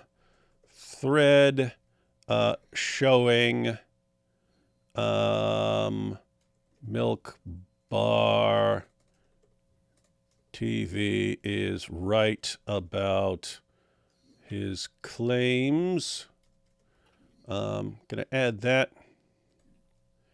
Just so I would encourage everyone, he's got videos. He's got videos, which is basically the Tates admitting exactly what he's accusing them of. And then they're suing him for defamation over this stuff. So that's how screwed up this stuff is. Anyway, just wanted everyone. So you see these 9 accusations here. These are the 9 accusations against MilkBarTV. And just shared a link where he shows what all of these accusations were, and that he is completely correct in what he has said, and therefore that this is bogus. I would encourage everyone to share that thread. If you're on X, share that, spread that around. Also individual points. Like if you go for point number 5 and say, hey, Murder by Crayons and MilkBarTV said this about the Tates, and Tates are suing them over this, but look, here's the video proving them correct. All this stuff helps. So guys, they're basically, there are those of you who can contribute financially to the lawsuit so they can fight this in court and not back down. This is for the good of the future of humanity. Keep in mind, Tate needs to be exposed. This is a must-win situation. You can't back down from this. These guys must not lose at all costs. These guys must not lose this lawsuit. The world's going to be very, very bad if Tates can get away with silencing people at this level. So they have to win that. So if you can chip in, again, most people would have no problem chipping in $5 or something like that. If a bunch of people do that, then get the lawsuit covered really quick. So chip in if you can, but even if you can't, you should be sharing this stuff. So you can at least share a link to the lawsuit and what it's for, something like that, but also the stuff exposing Tate. So help out MilkBar and Murder by Crayons, sharing their content, spreading it around. People spreading the content around is what helped get the attention of actual, some important media personalities to share that even further. So do whatever you can, do whatever you can. Must-win situation, must-win situation. Let's see. Arctic Base says, here's a little something from my favorite cam girls. Yep, we'll pass that on to all the cam girls. Now I want to make an origami cross out of Quran pages. Yeah, send me what you come up with. I mean, send me a picture of what you come up with, Judas. I hadn't thought of that. The closest thing I made to that was my Quranagami Star of David Christmas tree topper that I gave to Issa back in the day. Well, you gave it to Issa? Yeah, I gave it to him during my debate with Robert Spencer at DebateCon. That's funny. I actually announced it at the beginning, and I said, "Hey, Issa's really cool. Issa's cool. He's got one parent who's Jewish, one parent who's Muslim, but he really acts like a Christian a lot. So to celebrate all the diverse religious influences on Issa, I've made him a Star of David Christmas tree topper out of a page of the Quran." And he came and I said, "Now come get it." He actually came and got it. It was funny. Issa's super cool sport. I know when we were at DebateCon, I was wearing a name tag that said Allah on it, and I was kind of worried because he's kind of technically a Muslim, but he came and he started cracking up. So yeah, he was like, "Dude, this is hilarious." And see, he's got a good attitude in the sense that if you were a Muslim and you didn't care about something like that, there's basically 2 possibilities. So one possibility would be you actually don't care about God at all or something like that. You don't care about any of these things, and that's why you wouldn't be bothered by it. The other alternative is what his perspective actually is. He thinks God is beyond all this stuff, and he's not getting all butthurt over stuff that we're doing and stuff. Reasons to laugh: Schadenfreude, absurdity, mirth. There we go. So those are the reasons I laugh. AP, Produce David Seaman's song ASAP. Okay, so you got to take what I'm doing it right now. You got to take what got to take my awesome improv session and make it even better, if that's even possible. Has Fareed said anything about the Islamic dilemma? Back in the day, I don't know if he said anything recently. If so, I haven't seen it. But if he does, and he will, because they're going to go, watch, they're all going to go into panic over this. It's going to happen. They're all going to go into panic mode over this. And Fareed is one of the guys who'll be trying to respond and be giving terrible responses. What are you saying? We should probably make a response to something that Fareed said recently. I don't know if you saw that. Did IP send it to you? What is it? So Fareed responded to IP on Twitter. I wanted to respond to Fareed, but Fareed blocked me a while ago. Which is funny. He didn't block me because he got annoyed by me commenting on him. He blocked me because he said he's annoyed to see my posts and to see people talking about me. It makes him feel very sad. But so what he did is he responded to something that IP made a post in which he pointed out that the Gospel of John is a witness testimony, and Fareed then responded to it by saying that there is no single instance in the Gospel of John where the author actually says, I saw this, or Jesus said this to me. Has he read it? I guess he would be correct if you are going to say there is no explicit statement in the Gospel of John where he says, Jesus said this to me, or I saw this. Yeah, if you were looking for some exact words combination rather than... Yeah. But it's very, very clear, no matter who you are, that the Gospel of John, that the author of the Gospel of John clearly is describing himself as witnessing things and being told things in the presence of Jesus and the apostles. But Fareed chimed in and said, actually, in the Gospel of John, there is not a single instance where the author said, Jesus told me this, so I have seen this. So that probably needs some reaction. I don't know. Dawa is very, very, very powerful. Very powerful. Yeah, we might have to do something. Might have to do something on that. Let's see. Yeah, I think that's it as far as this issue is concerned. So, guys, help out MilkBarTV and Murder by Crayons, however you can. I got links in the description to the fundraiser and to the thread going through all this stuff and so on. Help those guys out if you can. Make a Kuranagame doll of Bottom G, man. Yes. That'd be cool. I actually thought it's a serious nightmare. It's a serious nightmare. There is a way to make an origami sports car. It's very advanced and sort of nightmarish. But for years, I've been planning to make Andrew Tate an origami Bugatti. A Kuranagami Bugatti. I planned that a couple of years ago. I never got around to do it. It's because you have to. One, you have to. For when I would do Kuranagami in a video and like just be folding it up, that means I practice that a lot, right? So one, you have to learn how to make it, and then you have to get to where you can make it very, very easily, like off the top of your head while you're being recorded and stuff like that. And so it's a nightmare series of folds to get a sports car. Something you can make a cheesy little sports car. But you could actually make one that looks like a fancy sports car. It's kind of a nightmare situation, but yeah, we'll have to see if there comes a time where I'm willing to dedicate basically 3 days of my life to making Andrew Tate a Bugatti out of the Quran. I'll do it. Let's see. And Tarun here. Matt Dilla and Mo Hijab are needed for laughs. Enough with the veganism, Tarun. We're not falling for it. And Andrew can be bad, but why Tristan hated? Tristan is every bit as awful as Andrew, if not worse so. I think Tristan might actually be worse than Andrew Tate, despite appearing not to be so. That's possible. That could be. Guy is sick, evil pervert. Yep. And we said it here. Tristan, in case you want to tack that onto the lawsuit. Woohoo!